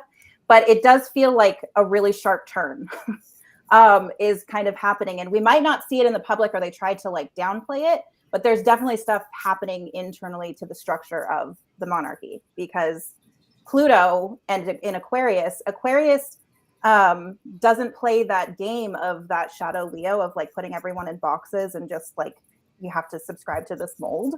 And we're shifting into this new era, and this container that we've been in for so long is like too restrictive. It's now time to expand.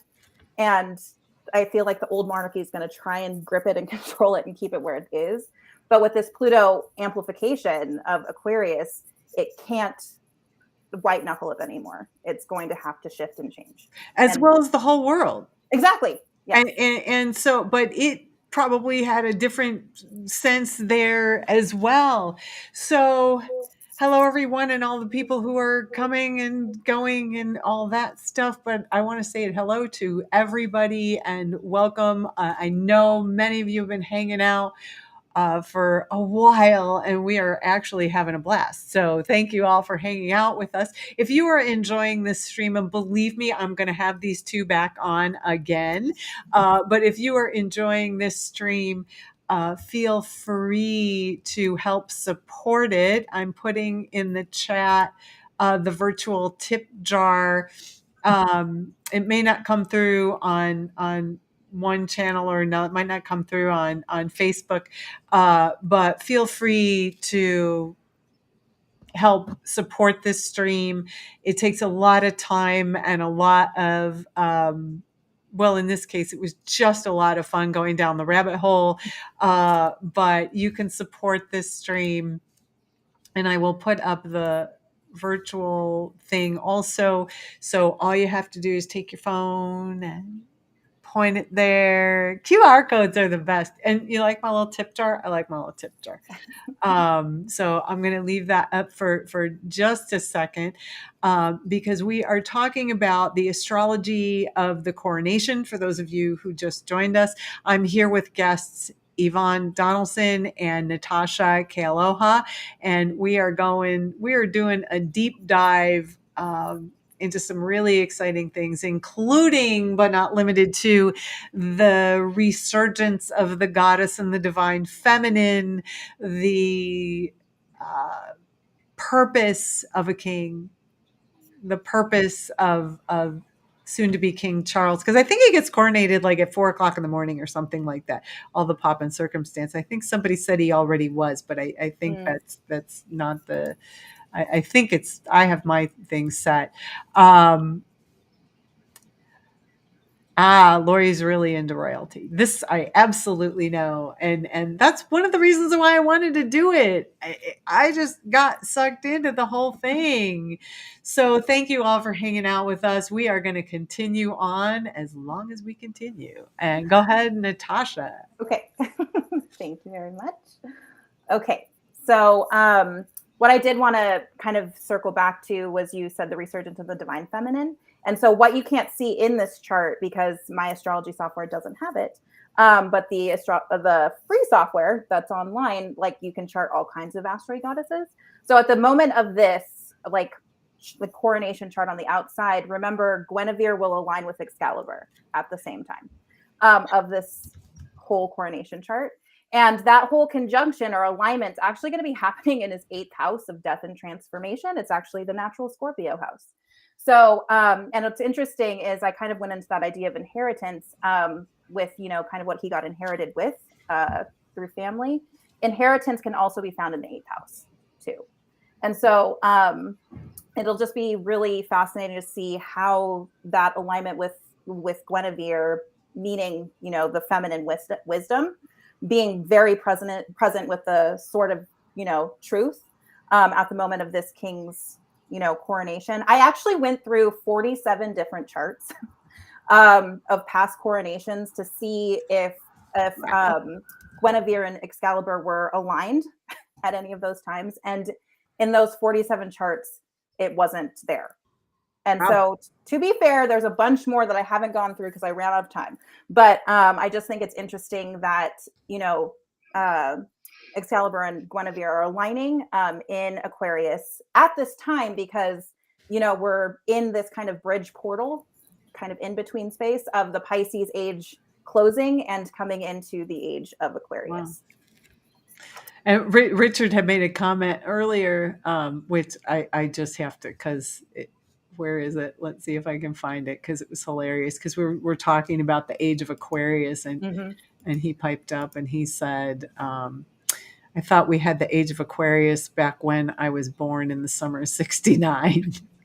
Actually, it's really fascinating. So I actually believe that there are waves of energy that come in before, the big wave of, the astrology comes in.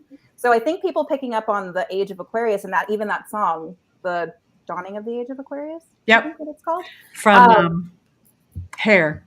Yes. So that was all coming because the incoming energy of Aquarius was already being felt. And it's almost like the idea of like waves coming in. We don't really know when the actual exact, cutoff point, because there really isn't, because energy is just continuous. So I think people can really pick up on it and feel it long before what astrologers or whoever's saying, now we're in the age of Aquarius. I think we've been in it for a while. And now we're just in this turning point moment when all of these planets kind of are like aligning in a way that's kind of like opening a lock, I kind of see, is how it's kind of coming to me. Where in the past, where, if you were kind of Aquarius in any way, kind of like marching to the beat of your own drum, in the past, that didn't work out for a lot of people.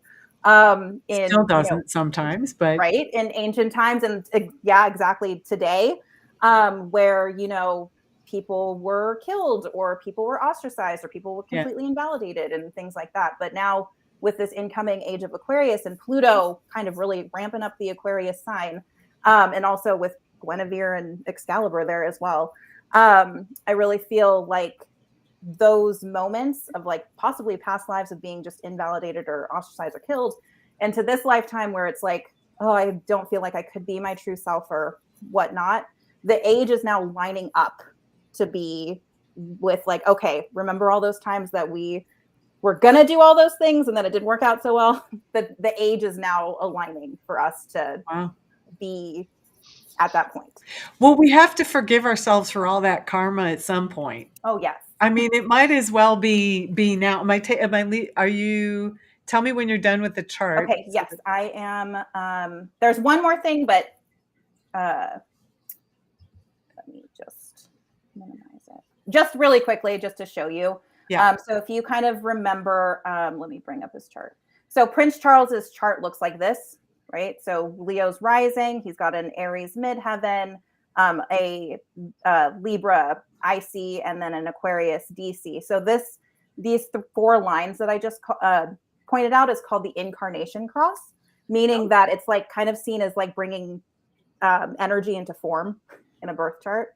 And if there's any planets aligned with these 4 lines, it's said to like be a really sensitive part of our chart, so we can really feel the planets that are there. But what I found interesting is that the coronation chart on its own, the incarnation cross is Leo rising, Aries midheaven, Libra IC, and Aquarius DC. The incarnation cross is actually the same as Prince Charles's incarnation cross when he was born. Isn't that incredible? That's wild. Yeah. So in other words, these things are, so some of these things, when I said, well, coincidence, maybe not. But when you start looking at stuff like that, you can't plan. Well, I mean, the ancestors can plan that stuff, but in general, the rest of that stuff really can't be planned. It's just the lay of the land. Mm-hmm. But isn't it interesting how all of this is it seems like it's coming together. It's joining with other things. It's in some ways integrating. So we're integrating so much of even our history in here and our magic, as we all get our magic back, as we all forgive ourselves and release this karma that that we've been holding on to and punishing ourselves for things we could even punishing ourselves because we couldn't heal it or we couldn't stop a particular thing in history. That's a real thing. It's not just that we did something horrible, but the guilt that we couldn't stop it. Yeah. Or that we couldn't have people here, like think about Pompeii and the people that couldn't get anybody else to believe that this entire place. But the way I see King Charles, long live the king, someone had to say it at this point. And, long live the king. I don't even live there. But I just see him as such it's so different. And there's a reason that he's got a super powerful woman beside him, right? Who, I don't know, Yvonne, tell me, I see her as very grounded. Oh, yeah. And it's great to know that she's a Cancer sun. And the Cancers that I've known, before I knew much about astrology, I thought Cancer, schmancer, like what's that? Oh no, Cancers are warriors. This for a minute. Straight up, like will fight for their whatever it is that they love, because home means so much to them. They have to have it, and so they will defend. They are devoted, and they will put their life on the line. They will step into it in a way that other signs just won't. So it doesn't surprise me that she is, but it makes a lot of sense that she would do that. And of course, you have karmic connections between these two that they made an agreement. Like, if I'm coming in, you're coming in. Don't make me do this by myself. Yeah. And so it's interesting to see how the Avalon myths are playing out through these two and what the potential is. And like Tasha was pointing, the monarchies, we're all going to make, big changes. It's written in the stone. It's written in our DNA. It is just happening. Ready or not, like it or not, here we go. And part of when we were decoding this, God save the king. God save the king. I was looking at, well, why is this monarchy so visual? Right? There are kings and queens from different cultures around the world, and By the emperors. way, excuse me, while you're talking, I'm turning off my camera because I'm going to change the blinds so I'm not striped. Go ahead. Sorry. No stripes. Okay. So in looking at why is this, king and queen, why is this monarchy so important? And especially when we look at the world and consciousness and how it's crafted and how we create a world. Again, we're looking at how the United Kingdom has been able to standardize things, including latitude and longitude and language. And most importantly, at this point, is time. So our world reality system has kind of outgrown time. And so when Tasha and I went down this rabbit hole of like, how is this relating to the coronation and all these changes that are happening in the divine masculine and divine feminine coming back into balance, and really like what's going on here, we started looking at the prime meridian and how this timeline and how we relate to time, our generation relates to time, is so different than what living actual time is. Right. It's been mechanized. And so when we went down the rabbit hole of like, well, how is this aspecting now, and what is the potential of moving forward? This changing of the ages means the ages last about 2,400 years long. It's what constellation is behind the sun on the Oh, God, I didn't even know that. I had no yeah. idea. So it's a 26,000 year cycle that we're talking about. And we just finished a 26,000 year cycle. So we're literally beginning the next 26,000 years with this age of Aquarius. So we're moving from the age of Pisces, which was a water sign, feeling, emotions. The greatest expression of that would have been unconditional love. So who was born right at the beginning of that? We had Jesus. What was his teaching? Unconditional love. So now we're moving into this new age, and we have different masters coming forward, taking the lead. And we're moving into Aquarius, which is air. That's mental. Mm-hmm. So we're going from our feelings into our mind. And this is why, what we think and what we say and how we say it and how we relate is so key. So our relationship to time is very basic. And if we've just been programmed into thinking that what's on the clock is real and true, we miss out on what the cosmic impulses of time actually are. Like Tasha was showing me these articles where there's a wobble in the earth. So they did this, second, this like erase a second or add a second, Earth's got a wobble. Why is it a wobble? Maybe she's just like adjusting or burping. Like, maybe why is that a bad thing? So it's really been mechanized. And so Tasha, do you want to share what your research on this is showing? Because the prime meridian is so connected to the UK and to this particular monarchy. So much is controlled by this particular monarchy, including time, latitude, longitude, language, money, connections. Yeah. And so Maria is saying we transition to where the conjunctions of Jupiter and Saturn will be in the air again. Hasn't happened in 800 years. The great mutation from Earth to air. I felt this connects with the age of Aquarius. Yes. Mm-hmm. Yeah. And so that just to give a little snicker, I tried to type that in less than 200 characters. Way to go. Well done. Right. Done. So Tasha was talking about Leo being heart-centered and talking about unconditional love being the highest expression of what the Pisces had to offer humans in terms of learning as a group. And when we move into an age, we look to the opposite side of the wheel on the astrological wheel to see what's anchoring it, what we need to bring forward so that we are in wholeness. So when we transitioned into the age of Pisces, the opposite end of the wheel was Virgo, the divine feminine. And so how well did we bring her forward in the last 2,300 years? And so the opposite end of the wheel for Aquarius is Leo. Boom. Leo, So July Leo's all about 31st, heart. So if we 6:02 move, p.m. so we move forward with our heart aligned with our head, then we stand a much better chance of being balanced, of being able to be loving as we make our creations and move forward, because we're moving forward, like it or not. Yeah. So Tasha, can you share the little pieces of time? Yeah.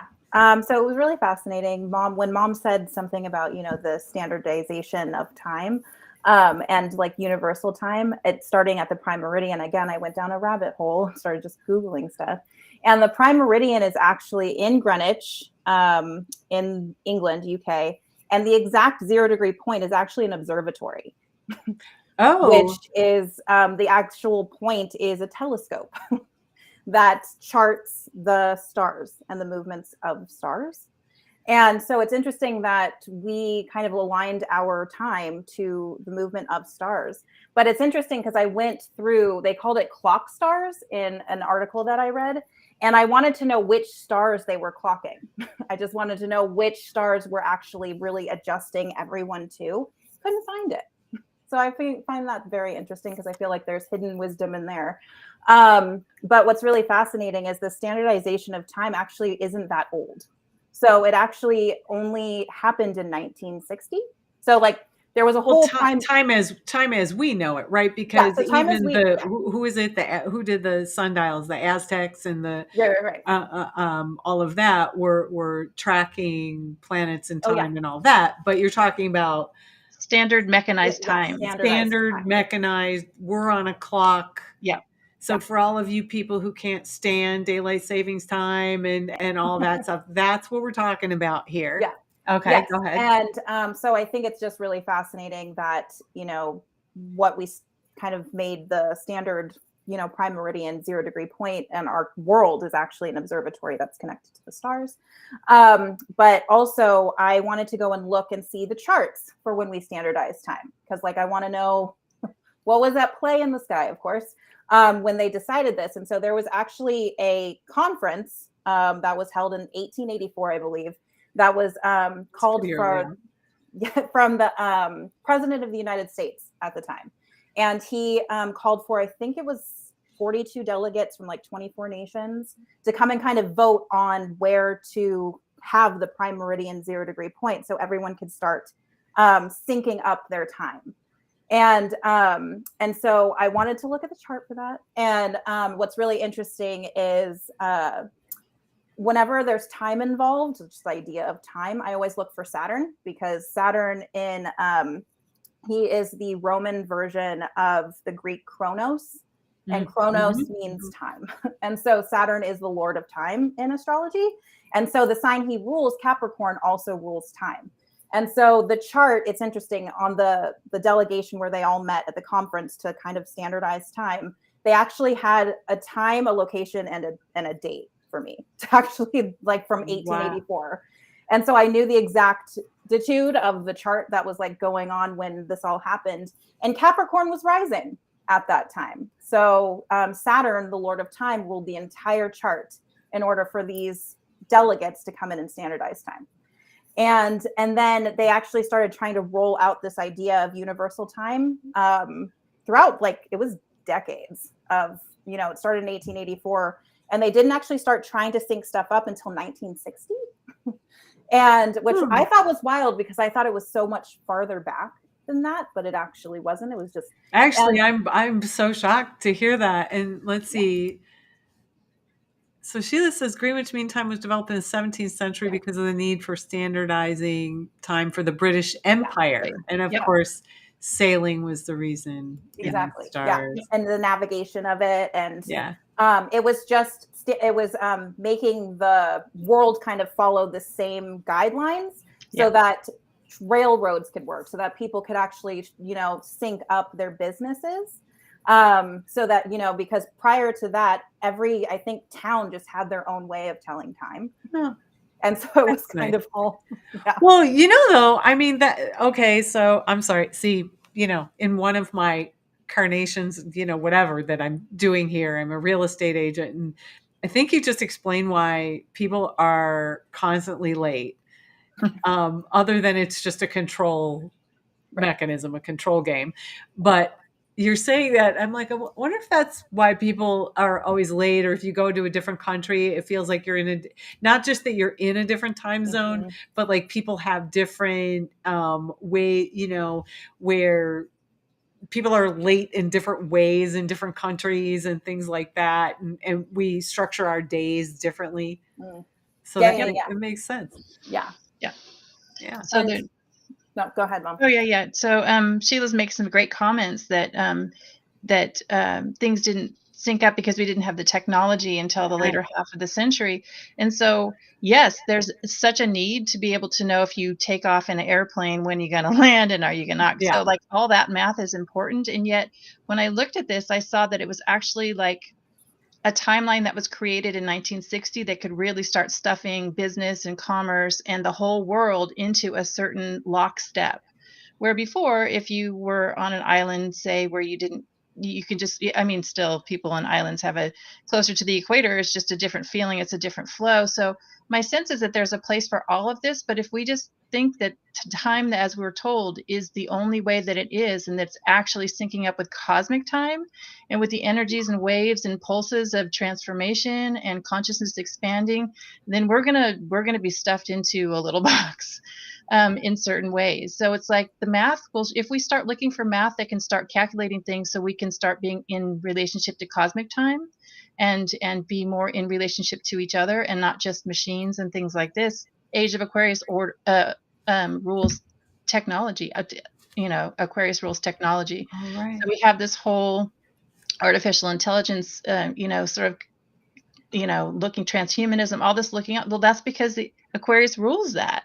It's going to happen. It's going to come up. So if we're locked into a timeline that's mechanical and only mechanical, and we're getting carried further and further away from natural time and from Beltane and from solar gates and from solar, from being in connection to the cosmic living clock that is, the universe, then we might miss out. So this coronation, and it's so key because so many people imbue so much energy into this monarchy, and they sit on time, they sit on this, on so many important things. And so it's so wonderful to know that King Charles has it written in his stars that he can do things differently, and he's got a woman by his side that cares about home and family. And you had shared, Debbie, that she's looking at violence against women, and so yeah, she was doing a whole thing on a campaign about that and really stepping up there. Yes, right. And Sheila makes another great point here that that it's not just the UK; it's a whole conglomerate of people that are kind of behind the scenes that work to control this. So, like Tasha said, in 1884, 25 countries got together to make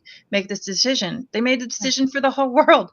There was more countries than 25, and yet when someone or people are bold enough to step forward, on their destiny and create what they want to create, it affects a lot of people. So each one of us now has an opportunity to say, well, what is my relationship to time? How is it working for me? And how would I like to be in relationship to this new monarchy? How can I support that? Because so much energy is connected to it, and yet how can I be my own sovereign being? Meaning that I am answering to my own inner call in an authentic, grounded, loving way. Yeah. So that's my little piece. That's a great piece into the person that there's starting to ask about any chance of a reading, please, from Spirit Other Side. President Reagan had an astrologer. Mhm. Yeah, I believe lots of them had astrologer. So for those of you who are just tuning in on some of the other channels, we are not doing readings today. However, I do readings. And Yvonne is an energy seer and sound healer. Natasha is an astrologer. So there we have all of that. Usually, a lot of times we do readings, but due to just we're kind of here. But so in wrapping all of this up, I mean, I think, Yvonne, you just really wrapped it up. Can I actually share something really quick? Yes, please.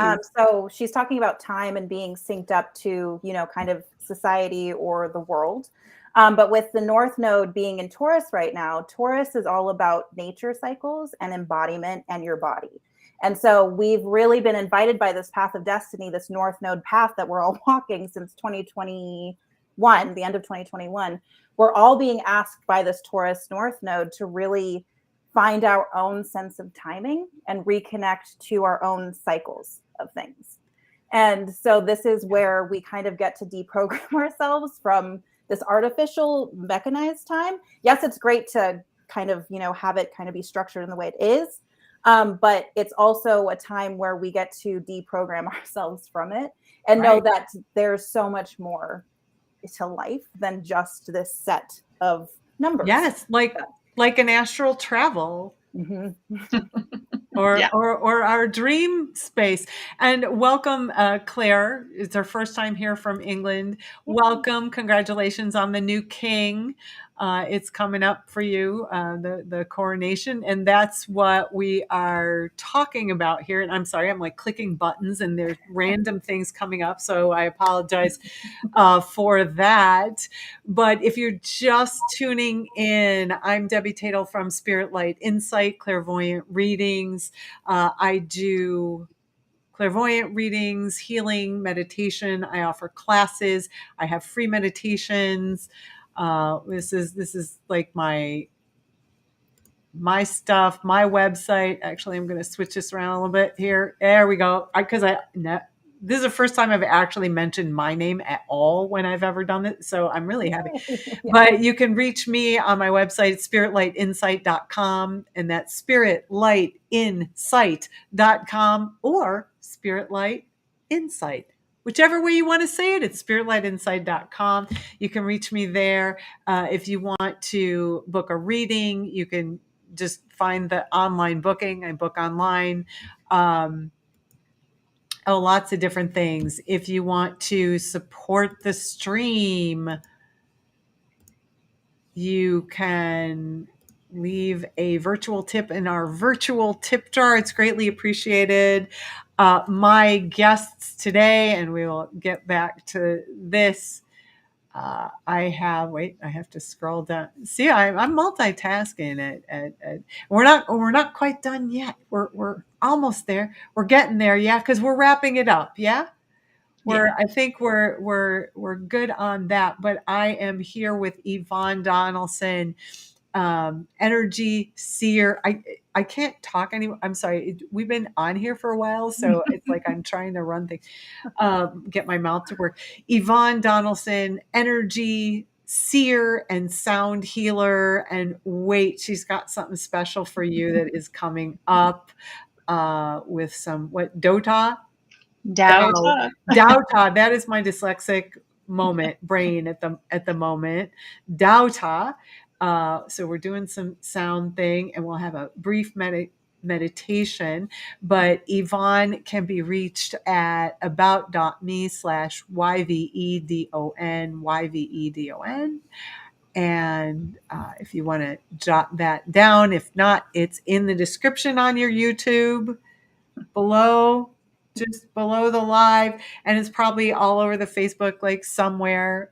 If not, you can message me and I will put you in touch. Also with us today is astrologer Natasha Kealoha, and she is with herself at natashaastrology.com. She does all kinds, and really check her out. She's got a free newsletter. She's got a Substack that's all free, but she does some kind of cool astrology, some different things. So it's natashaastrology.com. Again, I'm Debbie Taitel, Spirit Light Insight. And let's see, thanks for a great show. See, people are having to leave. You are allowed to say that. I say you can say that. I try to be as PC as I can, but I am a woman, and so I'm happy that I am just thrilled that you have been here and been hanging out with us. So, as we do our little wrap up, as I was saying, Yvonne's got something really special because we always end our wrap up. I mean, I think it's been amazing, and we'll say our thank yous a little bit, but we got so much from the coronation and the stone of scone or the stone of destiny, and we tied in Avalon, which I'm eternally grateful for because since that's what I was kind of looking at. And so I'm really glad. Thank you for that validation of the kind of the energy read and even the Bible connection from Jacob and Jacobites and all of that stuff happening in Scotland.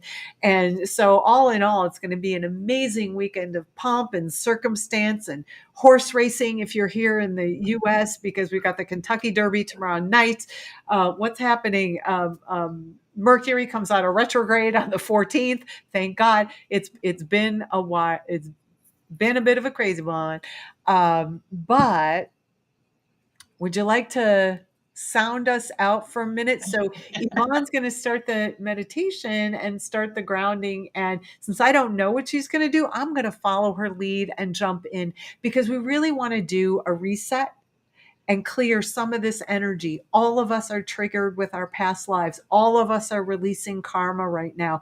As we watch a historical coronation, everything's going to bubble up within us that's been there that we didn't even know was there because we haven't seen a coronation since 1953. Right? And so here we are all in this space. And actually, probably many of us have been in this space several times. So this particular meditation reset's going to be most important. So hang out, everybody, for just a few minutes and we will get going. Yvonne, you're on. Wow. Well, thank you for being here for the closing meditation. And always, I invite you to give yourself a nice deep breath in a conscious, gentle, slow manner. Just and feel into your body, wiggle your toes, make some circles with things that make circles, shoulders and neck and fingers. And the little bit that I'm going to share here is really about grounding in a loving way. And we can play with that on so many different levels. You can ground into your body. You can ground to the center of the earth. You can ground into a situation. You can assist others to ground.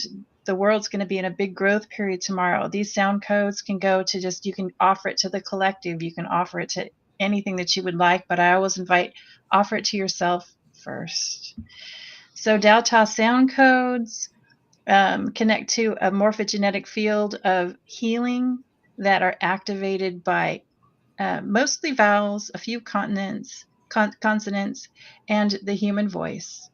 So the meaning or the intention that goes along with the little melody or Dao Ta code is the key that brings it in. So it's got nothing to do with singing as a performance. Whatever your voice sounds like, it's perfect. And so the first code what I'd like to start with is the love code. It connects us into a state of lovingness. And it's 3 syllables. The first syllable is I, the second syllable is E, and the third syllable is O. And it kind of has a little wave to it. And it sounds like this. I-O. Simple. So I invite you to sing this with me. Let's sing it 3 times. And just connecting into whatever love is to you, whatever that connection, that lovingness, that beautiful energy that makes life worth living, really. So give yourself a nice deep breath and connect into the frequency of love. And we'll sing the love code together 3 times. So here we go. I-O.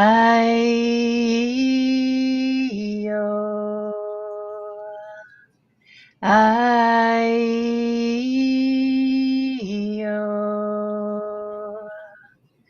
I-O.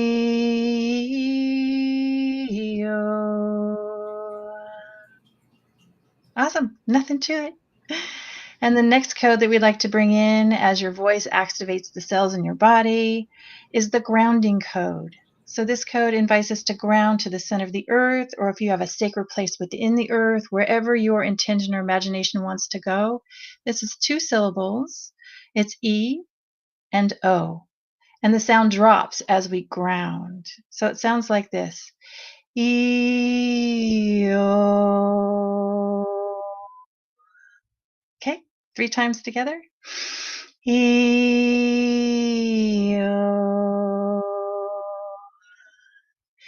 E-O.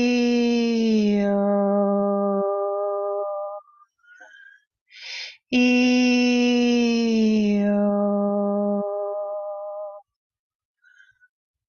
Beautiful.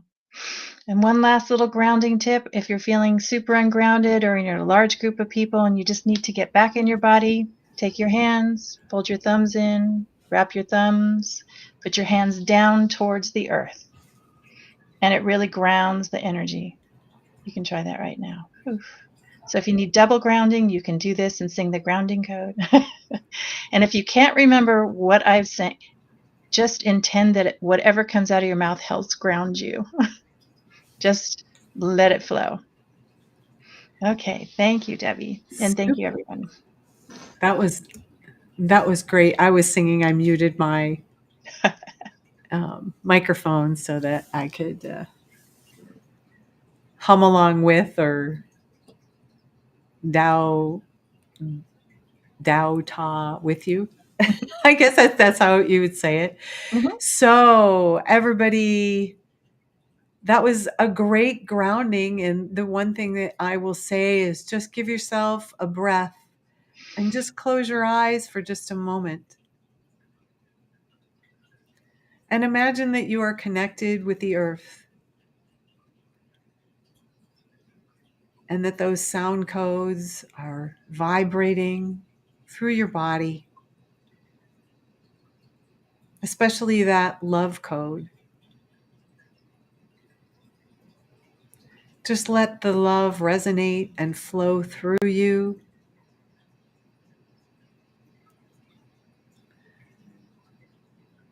Imagine your bones are the stones of the earth,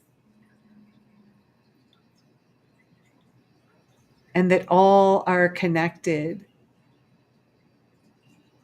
Because we all are connected. We're connected with nature. We're connected through the flow in the world. And just know that whatever is happening, whatever's going on in your world, to just give yourself a breath and connect with the earth and feel the pulse of the earth just like you notice your heartbeat.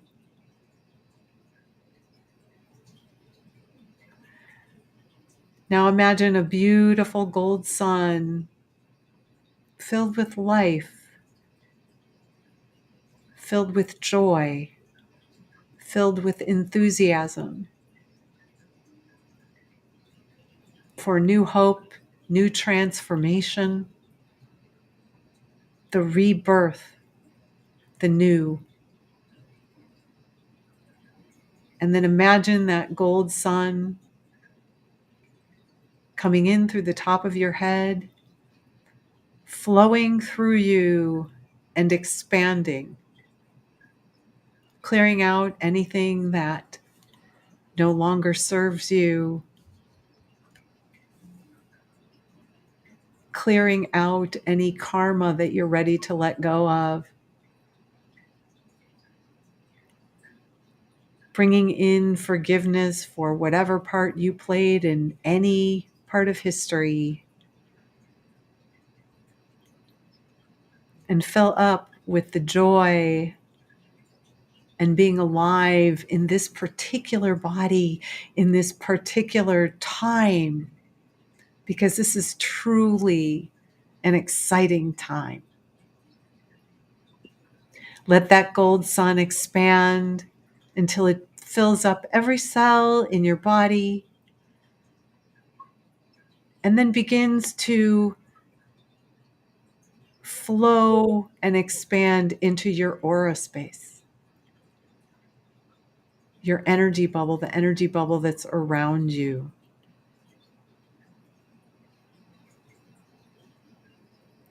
And you can be that sovereign being and also be a part of the world. You can be the ruler of your own energy space and not be isolated from the world or need power over anything or anyone. Being a sovereign in your space means you have the space to be who you are and show up as who you are. And give yourself that space right now with gentle, loving grace. And then imagine, oh, this has got to happen. The goddess just came in. I noticed an energy just come in to give a blessing to each and every one of you that are here. So go ahead and just receive that blessing. Feel the love from that blessing.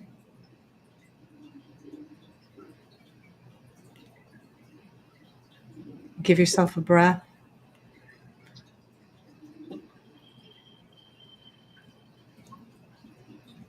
And then gently wiggle your fingers and toes and kind of be more aware of your body. And give yourself another breath and just take a big stretch. Oh, I can't. My jacket. Take a big stretch. Yeah, that doesn't always happen. But I'm glad that it did. That was wonderful. That blessing that came in. Just a couple of things. Peter says, wonderful. Thank you so much for being here. Sheila, thank you, ladies, and bless you for all being here with us and giving us your precious gifts. I cannot thank you both enough for being here.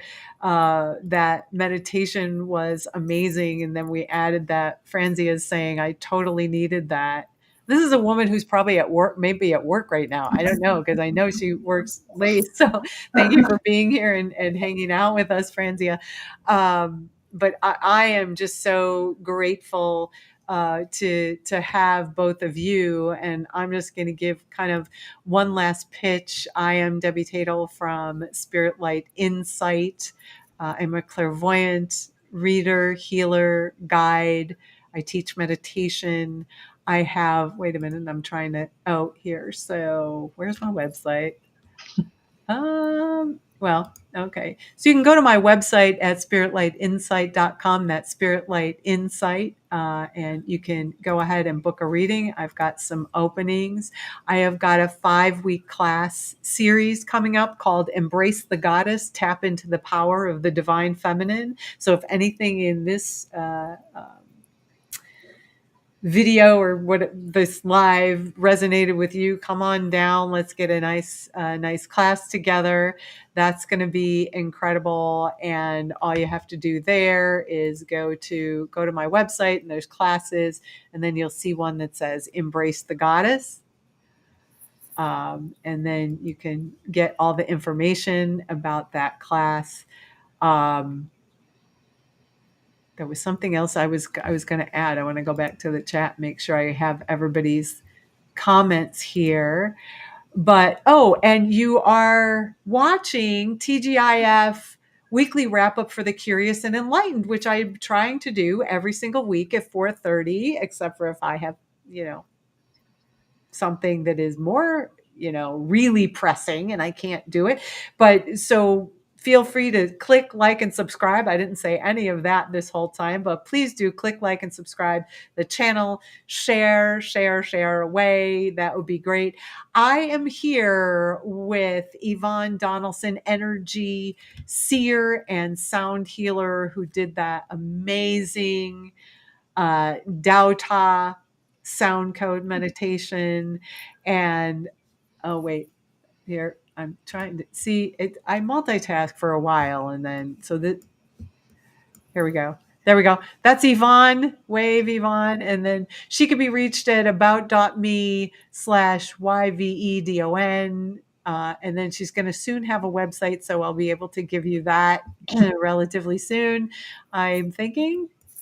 And we are also here with Natasha Kealoha from Natasha. She's an astrologer from Natasha.